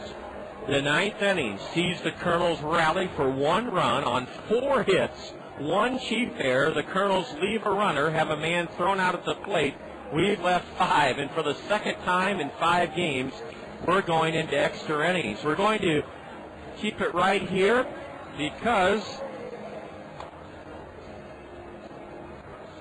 that 9th inning was worth recapping. First of all, Scott, after Martinez was tagged out on the suicide squeeze, let's not forget that Larry Infante did everything he could to get the bat on the ball, but it was a pitch out high and away. He leaned way across the plate with the winning run at third. Martinez was out, but the Kernels weren't done. No, and that's always been a mark of a Bobby Maggiano's managed team, because they never give up no matter what the situation is. Came back, had an opportunity anyway to win the ball game even after there were 2 outs, and give a lot of credit to DeFendis. Boy, it's only the first home game, John, but you're not going to see much more action in a 9th inning than what we saw here on opening day, April 10th. I'll tell you, Scott, DeFendis went from goat to hero. Well, Scott Unash will have the 10th inning for us as the Chiefs will bat against Jim West. Brandon Taylor will lead things off here in extra innings. 0 for 3 officially. Does have a sacrifice line drive to left that brought home a run. 5-5 game. The Kernels, 5 runs, 10 hits, 2 errors. Peoria, 5 runs, 8 hits, and 2 errors. And Joe make that Jim West out there, delivers, and the first pitch is hit high in the air to left, and forget about it. This one is out of here, and the fireworks continue. Second home run of the day for Peoria. The first for Brandon Taylor, and just like that, took 1 pitch at the top of the 10th to give the Chiefs a 6-5 lead. Oh, brother. The roller coaster ride continues. And that one was well hit. That one did not need the wind to get out of here. Landed on the Whirling Waters Westdale Mall, Mix 96.5 home run hot tub. I think she went waving bye-bye over the hot tub. Okay. Somebody's in the tub, though. Enjoying the action and that splendid comfort. Mark Reed now, up for the first time. He came in as a pinch runner in the top of the 9th inning, and he swings and hits one off the end of the bat toward the right field line. Madrigal coming over. He won't get to it, and it will hop in front of it. And on his way to second with a sliding double is Mark Reed. That ball right off the end of the bat might have even broken the bat there, John. And Madrigal just could not scoot over there in time to get it. No, it didn't hang up long enough for him, and now we're back to that mode of trying to prevent a big inning. Now we'll see how Peoria wants to play this. Already with a 6-5 lead here in the 10th. And with Luis Rivera up for the second time. Rivera single and a run in the 9th inning. Colonel infield, Dallas Morris in on the grass at third. Trumbo in at first, well off the line. Anticipating the bunt, here it comes. Rivera pops it up, and it's going to drop in front of the pitcher. West picks it up and throws to first. And the out recorded, and the runner did not have a chance to move up, John, with that ball bunted in the air. Yes, the runner at second, Mark Reed, thought that Jim West had a chance to catch that ball. He couldn't tell the depth perception from second base, and he made a good base running play. You don't want to have a double play on that. Well, there's good patience shown by Jody Davis over in the third base coaching box. He was playing good cop, bad cop on that one. First time going by for Rivera, kind of got on him. Then the second time said, hey, we'll get him next time. It's been that kind of game. Neither team has been willing to give an inch. 6-5 Peoria, 1 out runner on at second base is Mark Reed. Sierra Morella up there, and looks at a curve in the dirt. Sierra Mella, couple hits, an RBI, a double and a single. 2 for 4 on the afternoon. As a right-hander up in the Peoria bullpen, I beg your pardon. Nothing doing in the Kernel right field bullpen right now. Sierra Mella, first 2 hits of the year in this game. Fastball pops the glove, but outside from Jim West. And that Peoria right-hander is Roberto Sotolongo. We won't be able to say so long ago to this one. Not yet. Not like we wanted to, yeah. 3-0 now. And the delivery. Taken for a strike. Quick throw to second, and the runner Reed scoots back in on his belly. Well, we'll have to try to hold him here and rally again in the 10th inning. Did it once. Did it once. Who's to say he can't do it again? 3 balls, 1 strike, 1 out. Got to get this big out, though. Here's the pitch, ball 4 down low and a slider. Ciaramella on for the 3rd time. That'll bring up Johnny Defendus. Well, Scott, we haven't had a chance to ask you about your family's trip out to the Cactus League to see your world champion White Sox about 2 weeks ago. Yeah, good time. Are the games pretty much sold out, all of them? They set a record in the Cactus League. In fact, we were at the Cubs-Sox game 2 weeks ago today, as a matter of fact, and it was the all-time attendance record at Ho-Ho-Cum. For the season? Or for a single game? I'm going to say they had 9,000 or 10,000. Oh, 12,600. My goodness. Pitch inside for a ball. What a phenomenon spring training has become. And Kernan Ronan's going to come out and talk with Jim West. And yeah, they had the grass seating areas beyond the outfield fences were well populated that day. And the only thing that went wrong, it was a 4-4 tie that was called. Well, Cubs rallied for 2 in the bottom of the 9th and shade to the offside. No one went home empty. Are the tickets reasonably priced? Compared to Major League games? Sure. Well, to me, it brings to mind why our brand of baseball is so appealing, minor league baseball. You're up close to the action. I still thought they were too much for a spring training game. Oh, and I'm sure they probably were, Scott. The pitch. Ground ball to the third baseman. Morris goes to second for 1. And no relay throw. It's a good slide to break up the double play. And that'll put runners on at the corners with 2 out. And a very good decision by Larry Infante to hold on to that ball. No need to try to do too much and let that runner from third score on a wild throw. Absolutely. Try to let Jim West wiggle his way out of this. Jake Moyko, the catcher. 2 for 4 with an RBI single today. And would not be surprised to see Peoria try to run in this situation. Scott, what percentage of the folks when you were out there in Arizona a couple of weeks ago, what percentage were retirees that took in the games and what percentage were families? I'd say it's probably about half and half. A lot of snowbirds down there. Oh, yes. Slow curve, check swing, and around. Says the base umpire, and it's 0-1 to Jake Moyko.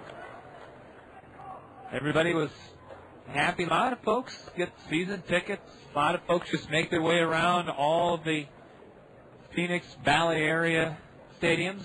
A couple of them are shared. Royals and the Padres share. Sox share, I believe, with the Rockies still. So there were 12,000 people at Ho-Ho-Cam Park when you were there to see the Cubs play the White Sox. Yep. That's phenomenal. The pitch, apparently low. Over but low. 1 ball, 1 strike to Jake Moyko. I think Jim West wanted that one, didn't get it. First and third, 2 out, 1 in, 6-5 here in the 10th. Top of the 10th, Peoria, with a Brandon Taylor leadoff home run here in the 10th on the very first pitch to take the lead. Curve, a strike call at the knee. Well, a group of kids behind home plate all yelled swing in unison, and I think that disrupted Jake Moyko. He took the pitch. A ball, 2 strikes, 2 outs. Wind continues to blow straight out here. Come your way in the Kernel Radio Network. Here on the Zone, ESPN Radio, 1600, KCRG, Cedar Rapids, Iowa. The 1-2, runner from first takes off. Here's the throw to second base. Runner from third coming home, and he'll be safe as the throw gets by Martinez. And the runner from first went to second. Now he'll advance to third. That's defendants. So they stole a run, John, to make it a 7-5 game. Big run for the Chiefs, and that's a play I'm sure the Kernels practice over and over in spring training. You set up for it defensively. Larry Infante did his job. He cut in front of second base, took the throw from Martinez, and when he threw home trying to get Mark Reed, his throw sailed high into the third base dugout side of home plate. Wild throw by Larry Infante. Probably will be an error. Curve down low. 3 balls, 2 strikes. Yes, it'll be a third Kernel error. An E4. It'll be a stolen base. So it'll be credited as a steal of home for a double Reed. Steal, yeah. Here's a fly ball fouled toward the Randy Keel Honfman's pavilion. So runner steals home. Defendus will be credited with a stolen base, and then he will go to third on the error. That kind of burst the balloon here in the home folks. Yeah, you can hear the wind out. This wind come out of the sails of the crowd. Did that batter go around? A appeal? No. And that's a walk. Second walk of the inning given up by Jim West. Infante's throw, Scott, it was sailing into the runner Reed coming home from third. Had the throw been on the mark, I think Brett Martinez might have had a tag, but there might have been a pretty big collision at the plate, too.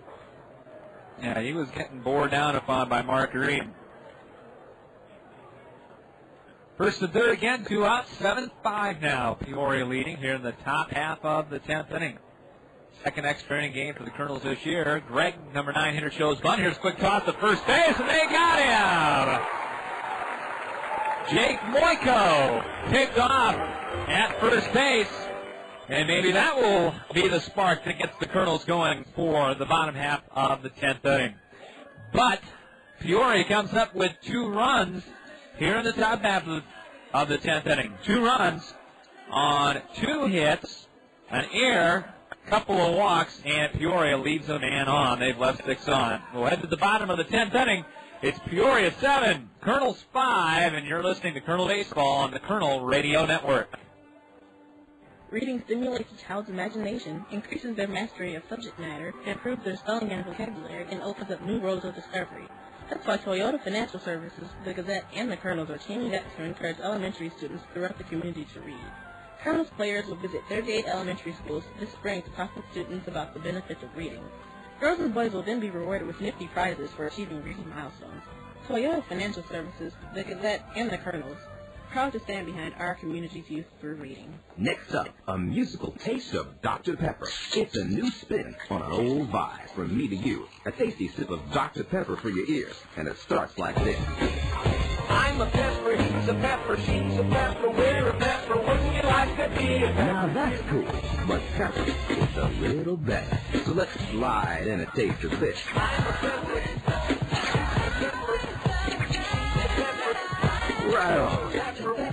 But there's still more to it. I mean, there's nothing like it, because every sip is a kick and mashup of 23 different flavors. So for the true taste of Dr. Pepper, we dial it up even more. I'm a pepper. You know it. With 23 flavors mixed into one bold taste, every sip is a cool mix of music to your mouth. Woo! Dr. Pepper, there's more to it.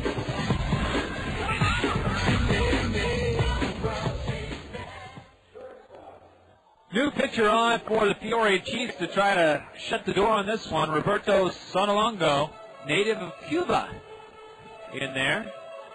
And he will face Heinley Stacia. And the first pitch is high and away for ball 1. Heinley's been on a couple of times. 1 for 3 officially. Walked, scored a run back in the first inning. Singled and scored a run. Has taken it all the way. Looks at a strike at the letters. 7-5 Peoria. Roberto Sonalongo, the 4th pitcher, brought out there by Jody Davis today. Ball's outside, and it's 2-1. Estrada, 2 innings pitched, allowed 3 runs on 7 hits, struck out none, walked none. Sonalongo, lean right-hander, delivers high, ball 3. Think he's taken here, John?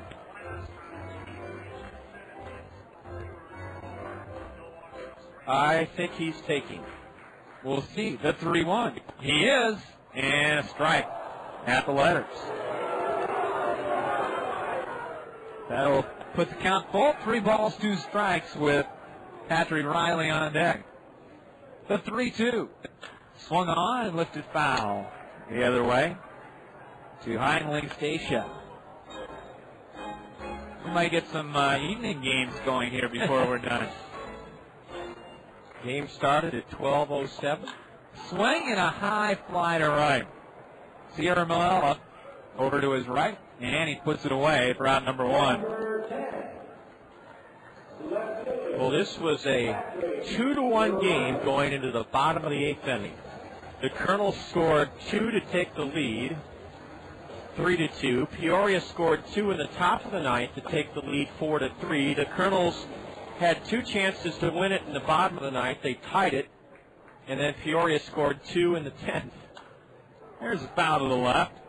So we have had our chances.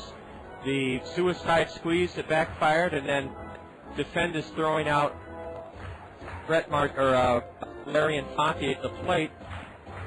2 chances that the Kernels were that close to winning the game in the 9th inning.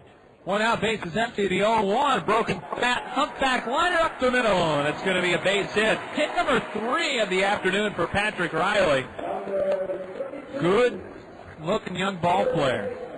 And he's on. That'll bring the tying run up in the form of Mark Trumbo. And, wouldn't this be a fun time for the first home run of the year for the Kernels? And $25 from PRC to the Haycap Food Reservoir. It sure would be. Thank you, John. Trumbo in there from the right side has a couple of RBIs this afternoon, 1 for 3. The delivery went for the downs and missed a curve, and it's 0-1. He was trying for the 2-run home run that time. 7-5 Peoria, bottom of the 10th inning. Kernels without hit. The Chiefs 11-10. We've also committed 1 more error than Peoria. Short lead by Riley, not going. Curve, strike 2 called. That was the beauty that time. From Roberto Sotolongo. Pitched 2 innings this year, no record, no ERA, making his 2nd appearance of the season. Trying to save this one for the Chiefs. Strike 3 called to Trumbo, and he's out of there on 3 pitches. Fastball on the outside edge. And he knew it. Kernels down to their last bullet. Warner Madrigal has hit the ball hard on a couple of occasions this afternoon. 2 for 4 to show for it. And he'll be trying to tie it up here. The pitch at the knees for a strike. And now the first baseman, Mark Reed, indicating he's going to play behind the runner, Riley. Try to cut anything off down that right field line. Third baseman, Brandon Taylor, quite a bit off the line, about 5 steps. Pitch up high. 1 ball, 1 strike to Madrigal. Kernels trying to avoid a 1-4 start here. Get that bullpen turned around, and I think we'll have some smooth sailing. The pitch, ground ball to the shortstop, and it's booted out there by Johnston, and everybody say, how about that? The Kernels now bring the winning run to the plate. That was a routine play, Scott. Yeah, it was. Dylan Johnston did not even have to move. Came right to him and just flat out missed it. Now the winning run coming up for the Kernels in the form of Dallas Morris, who has, I think, is he still at 7 assists today? Yes. Had a good day with the glove, and see if he can cap it off with a good day at bat. 1 for 3, a scored a run, has also walked. Delivery is swung on and fouled straight back to the screen by Dallas Morris. I'll tell you what, the competitive drive in this league continues. They had a trick play up their sleeve with Warner Madrigal at first. He just about got picked off by Mark Reed. A little bit of shenanigans. Reed stayed 10 feet behind Madrigal, and that's where the big pitcher Sotolongo threw, but Warner got back. Here's a whirl and a look to second base. I haven't seen that play in a while. No. Not a true pickoff attempt. A lob behind the runner at first. And Eric Owens, the coach there, got Warner back. The pitch, curveball, taken for a strike, and it's quickly 0-2. The Kernels down to their final strike. 7-5 Peoria, bottom of the 10th. Riley on at second. Madrigal reached on an Arizona first, not being held on. Outfield straight away and deep. The pitch, curveball swung on and fouled to the right. That'll land in the Miller mezzanine. 74 degrees, sunshiny, the breeze still blowing very stiff from right to left. No balls, 2 strikes, 2 outs, 2 on. The delivery curve just missed. And it's a ball and 2 strikes. Didn't miss by much. Low and away. Sotolongo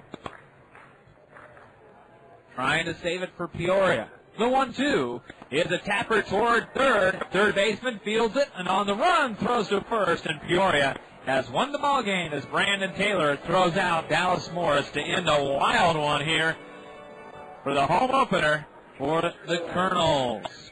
For the Kernels in the bottom of the 10th inning, no runs, 1 hit, 1 Peoria error, and the Kernels leave 2 on, and Cedar Rapids left 7 on for the ball game. Peoria wins it over the Kernels, 7-5, and John and I will be back to wrap things up on the Kernel Curtain Call as you're listening to Kernel Baseball on the Kernel Radio Network.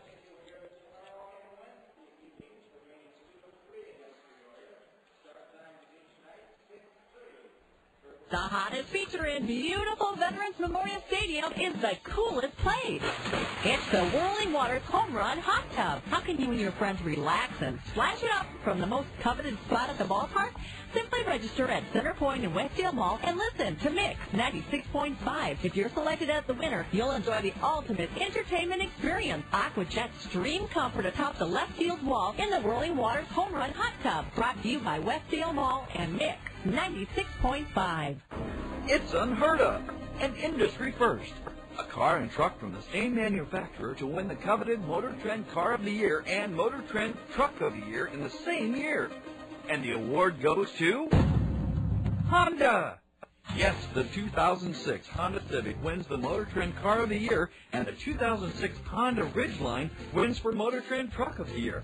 And you can find them both at Randy Kill Honda on Center Point Road Northeast. Randy Kill Honda is the home of confidence. Check out their huge selection of new inventory, including the Honda Civic Hybrid, with fuel savings of up to 50 miles per gallon on the highway. You owe it to yourself to see why Motor Trend voted the Honda Civic and the Honda Ridgeline the Motor Trend Car and Motor Trend Truck of the Year for 2006. Visit Randy Kiel Honda in person on Center Point Road Northeast or online at randykiel.com. Randy Kiel Honda, where they treat you right.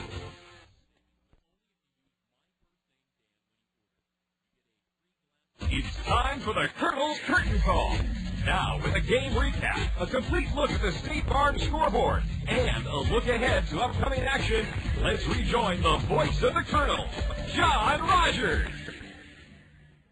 Well, welcome back, everybody. A beautiful day to open the season at Veterans Memorial Stadium. Enjoy it for the rest of the afternoon. The Peoria Chiefs put a damper on the opening day luster here as they rallied for a pair in the top of the ninth, 2 in the 10th, after the Kernels had rallied with a couple of runs in the bottom half of the 8th inning to take the lead and then tied it in the ninth. The Kernels lost 2 men at the plate in the bottom of the ninth after tying the game, and Peoria wins a wild one, 7-4. A highly entertaining game, Scott, and even though the Kernels have sunk to 1-4, they're battling their hearts out, and that's all you can ask of a ball club.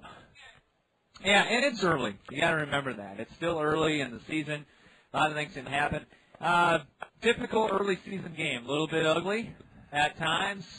Fundamentals not quite all there as they would be in, say, June or July or August. But still, all in all, a few things went well. And I'm sure Bobby and the staff will work on a few of the other things that they deem necessary. Well, this one looked like it might start off a slugfest. The Kernels scored a pair in the bottom of the first inning, an RBI double by Patrick Riley. He scored on a Mark Trumbo sacrifice fly. Peoria got their first home run of the season from Ryan Norwood in the top of the second off starter Robert Mosebach, who pitched very well, and that cut the Kernel lead in half. There was no scoring in the game until the 6th inning. The number 9 hitter, Davy Craig, singled to right. Robinson Chirinos was hit by a pitch. The runners were sacrificed to second and third. A sacrifice fly from Brandon Taylor scored a run, and then Robinson Chirinos scored the go-ahead run in the 6th on a pass ball. The Kernels were at the mercy of starter Mitch Atkins in the middle part of the game. Atkins, the Peoria starter, at one point retired 11 straight Kernels.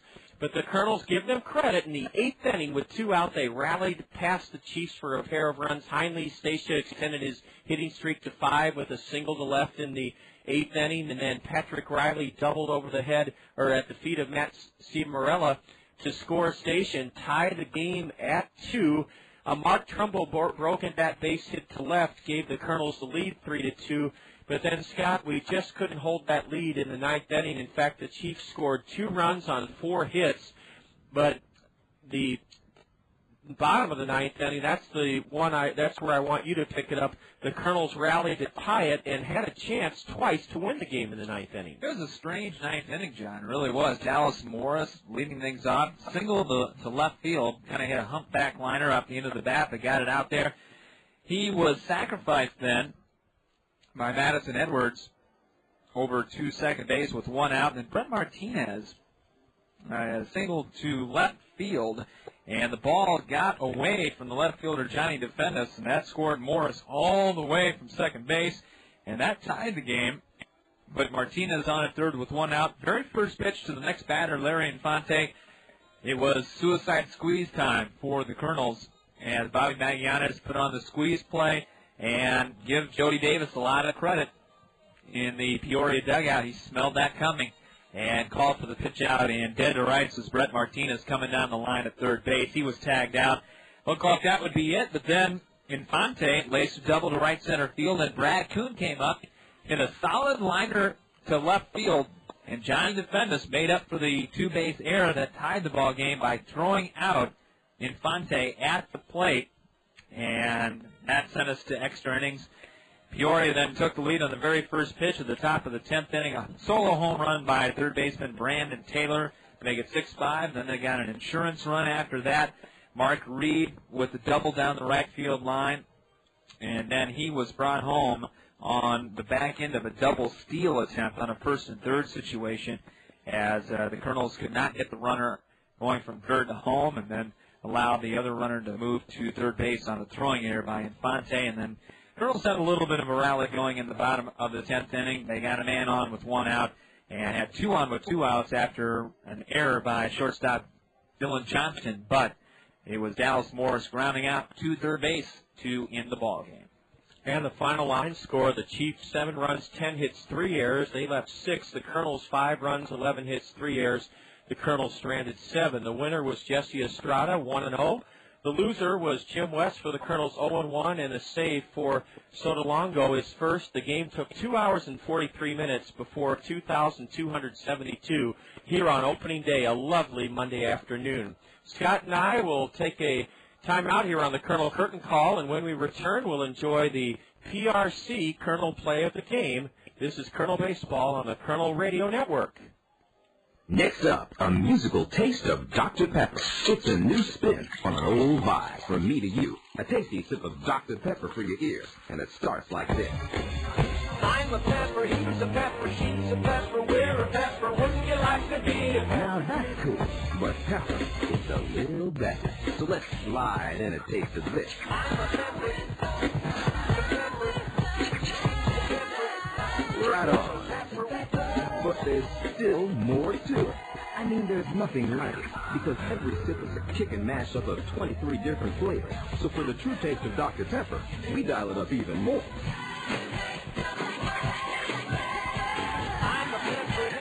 You know, with 23 flavors mixed into one bold taste, every sip is a cool mix of music to your mouth. Woo! Dr. Pepper, there's more to it.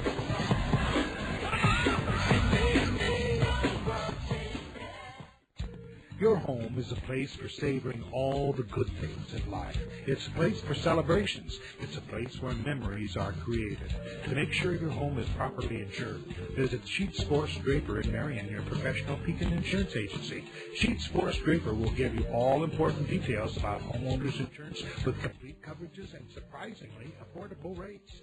Visit Sheets Forest Draper in Marion for homeowners insurance for your well-lived and well-loved home.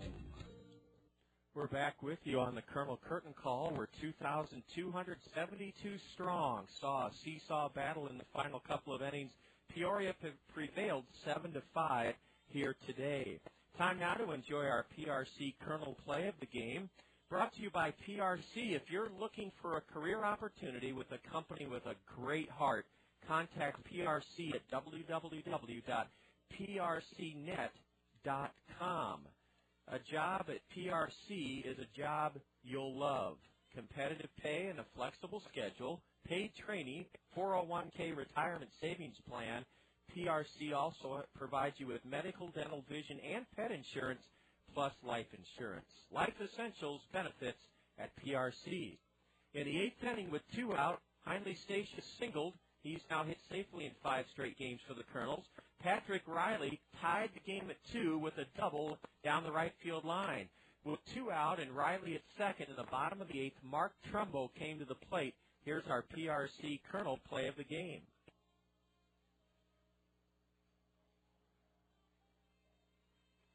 Well, let's try that one more time.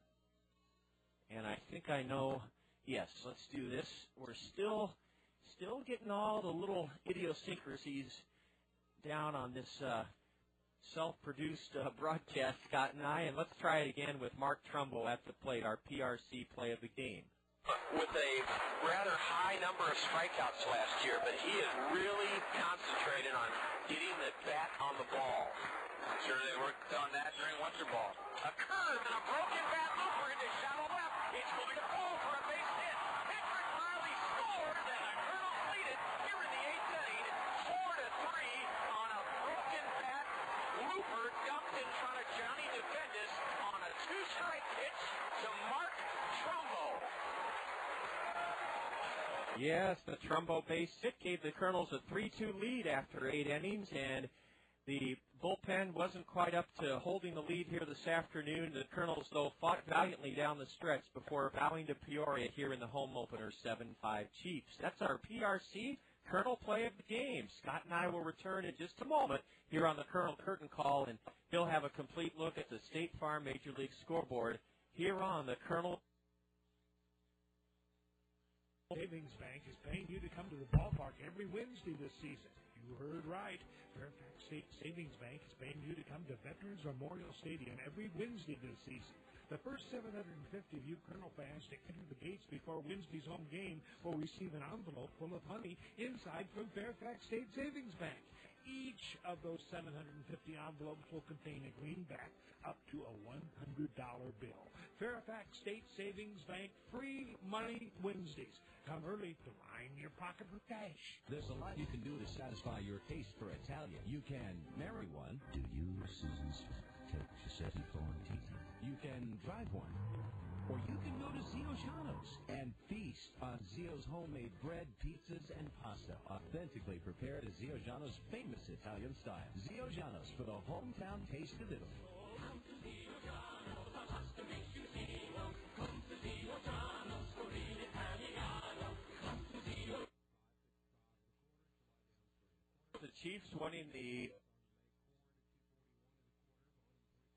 And here on the Colonel Curtain Call on this gorgeous Monday afternoon, thanks to State Farm Insurance agents Al Shetler, Gary Schubat, Brad Dunn, and Dale Thompson, the Zone Sports Director Scott Unash with a complete look at the State Farm Major League scoreboard. Thank you, John. An abbreviated edition of the State Farm Major League scoreboard. Not a lot of games in Major League Baseball. 3 in the American League, 4 in the National League. 2 finals in the American League, the lone afternoon game. It was the home opener at Comerica Park. The surprising Detroit Tigers came in off 5-1 road trip for their first home game, and their home opener was spoiled by the world champion Chicago White Sox, who went at 5-3 behind Jim Tomey's 4th home run of the year. Freddie Garcia bouncing back from a subpar outing in his opener against Cleveland, and he gets the win today as the White Sox defeat the Tigers 5-3. The Dodgers at PNC Park, the home opener for the Pittsburgh Pirates. They knock off Pittsburgh 7-3.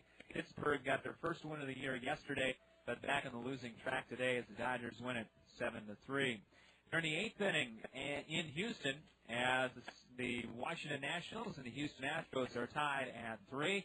Just underway, the home opener, the inaugural game at the brand-new Busch Stadium in St. Louis.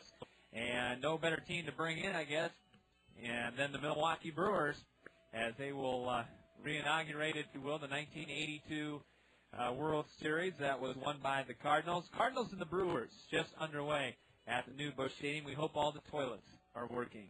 They did have a AAA game, I know, John. Yes, my mom went to that one last week, and she was duly impressed with the facility and said that there's still a lot of construction going on outside the ballpark, but the inside, they were still putting seats in last week, but they'll have fun. Everybody will be in red right now at Busch Stadium. Yeah, and it's not done yet. No. There is still a couple of sections that are not open yet to the public, and will not be until, I think, halfway through the year, but Brewers and the Cardinals just underway. Tonight, Philadelphia is at Atlanta. The Rays are struggling a little bit. They lost Chipper Jones yesterday, so we'll see how long that will be for. Baltimore is at Tampa Bay for the Devil Rays home opener tonight, and Texas will take on our L.A. Angels of Anaheim. John Lackey will be on the mound tonight for the Angels, and just to let you know, yesterday, Jeff Mathis scored the Angels' only run as they were defeated 10-1 by the New York Yankees.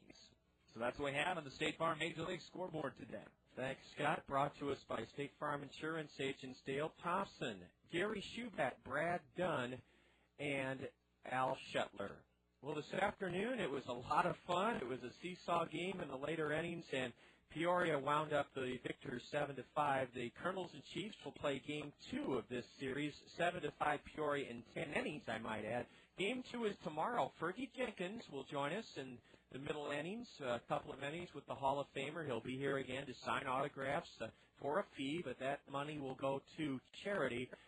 And, Scott, other than the outcome of the game, I don't think we could have asked for really a better atmosphere, day, and fun was had by all. Absolutely. And great crowd on hand, 2,272 on a Monday afternoon to see the Kernels and the Chiefs go at it. And I think everybody got their money's worth, certainly. We had a little bit of everything in this game. And while they take care of the field here, just a special thanks. They had a pregame ceremony for our grounds crew, Jesse Rader, and the guys and gals in the ground crew. They were awarded as the Midwest League Grounds Crew of the Year, and that was presented by Vice President Garrett Keppel before the ball game. So a big tip of the hat to that group. Yes, and they're featured in our game day program.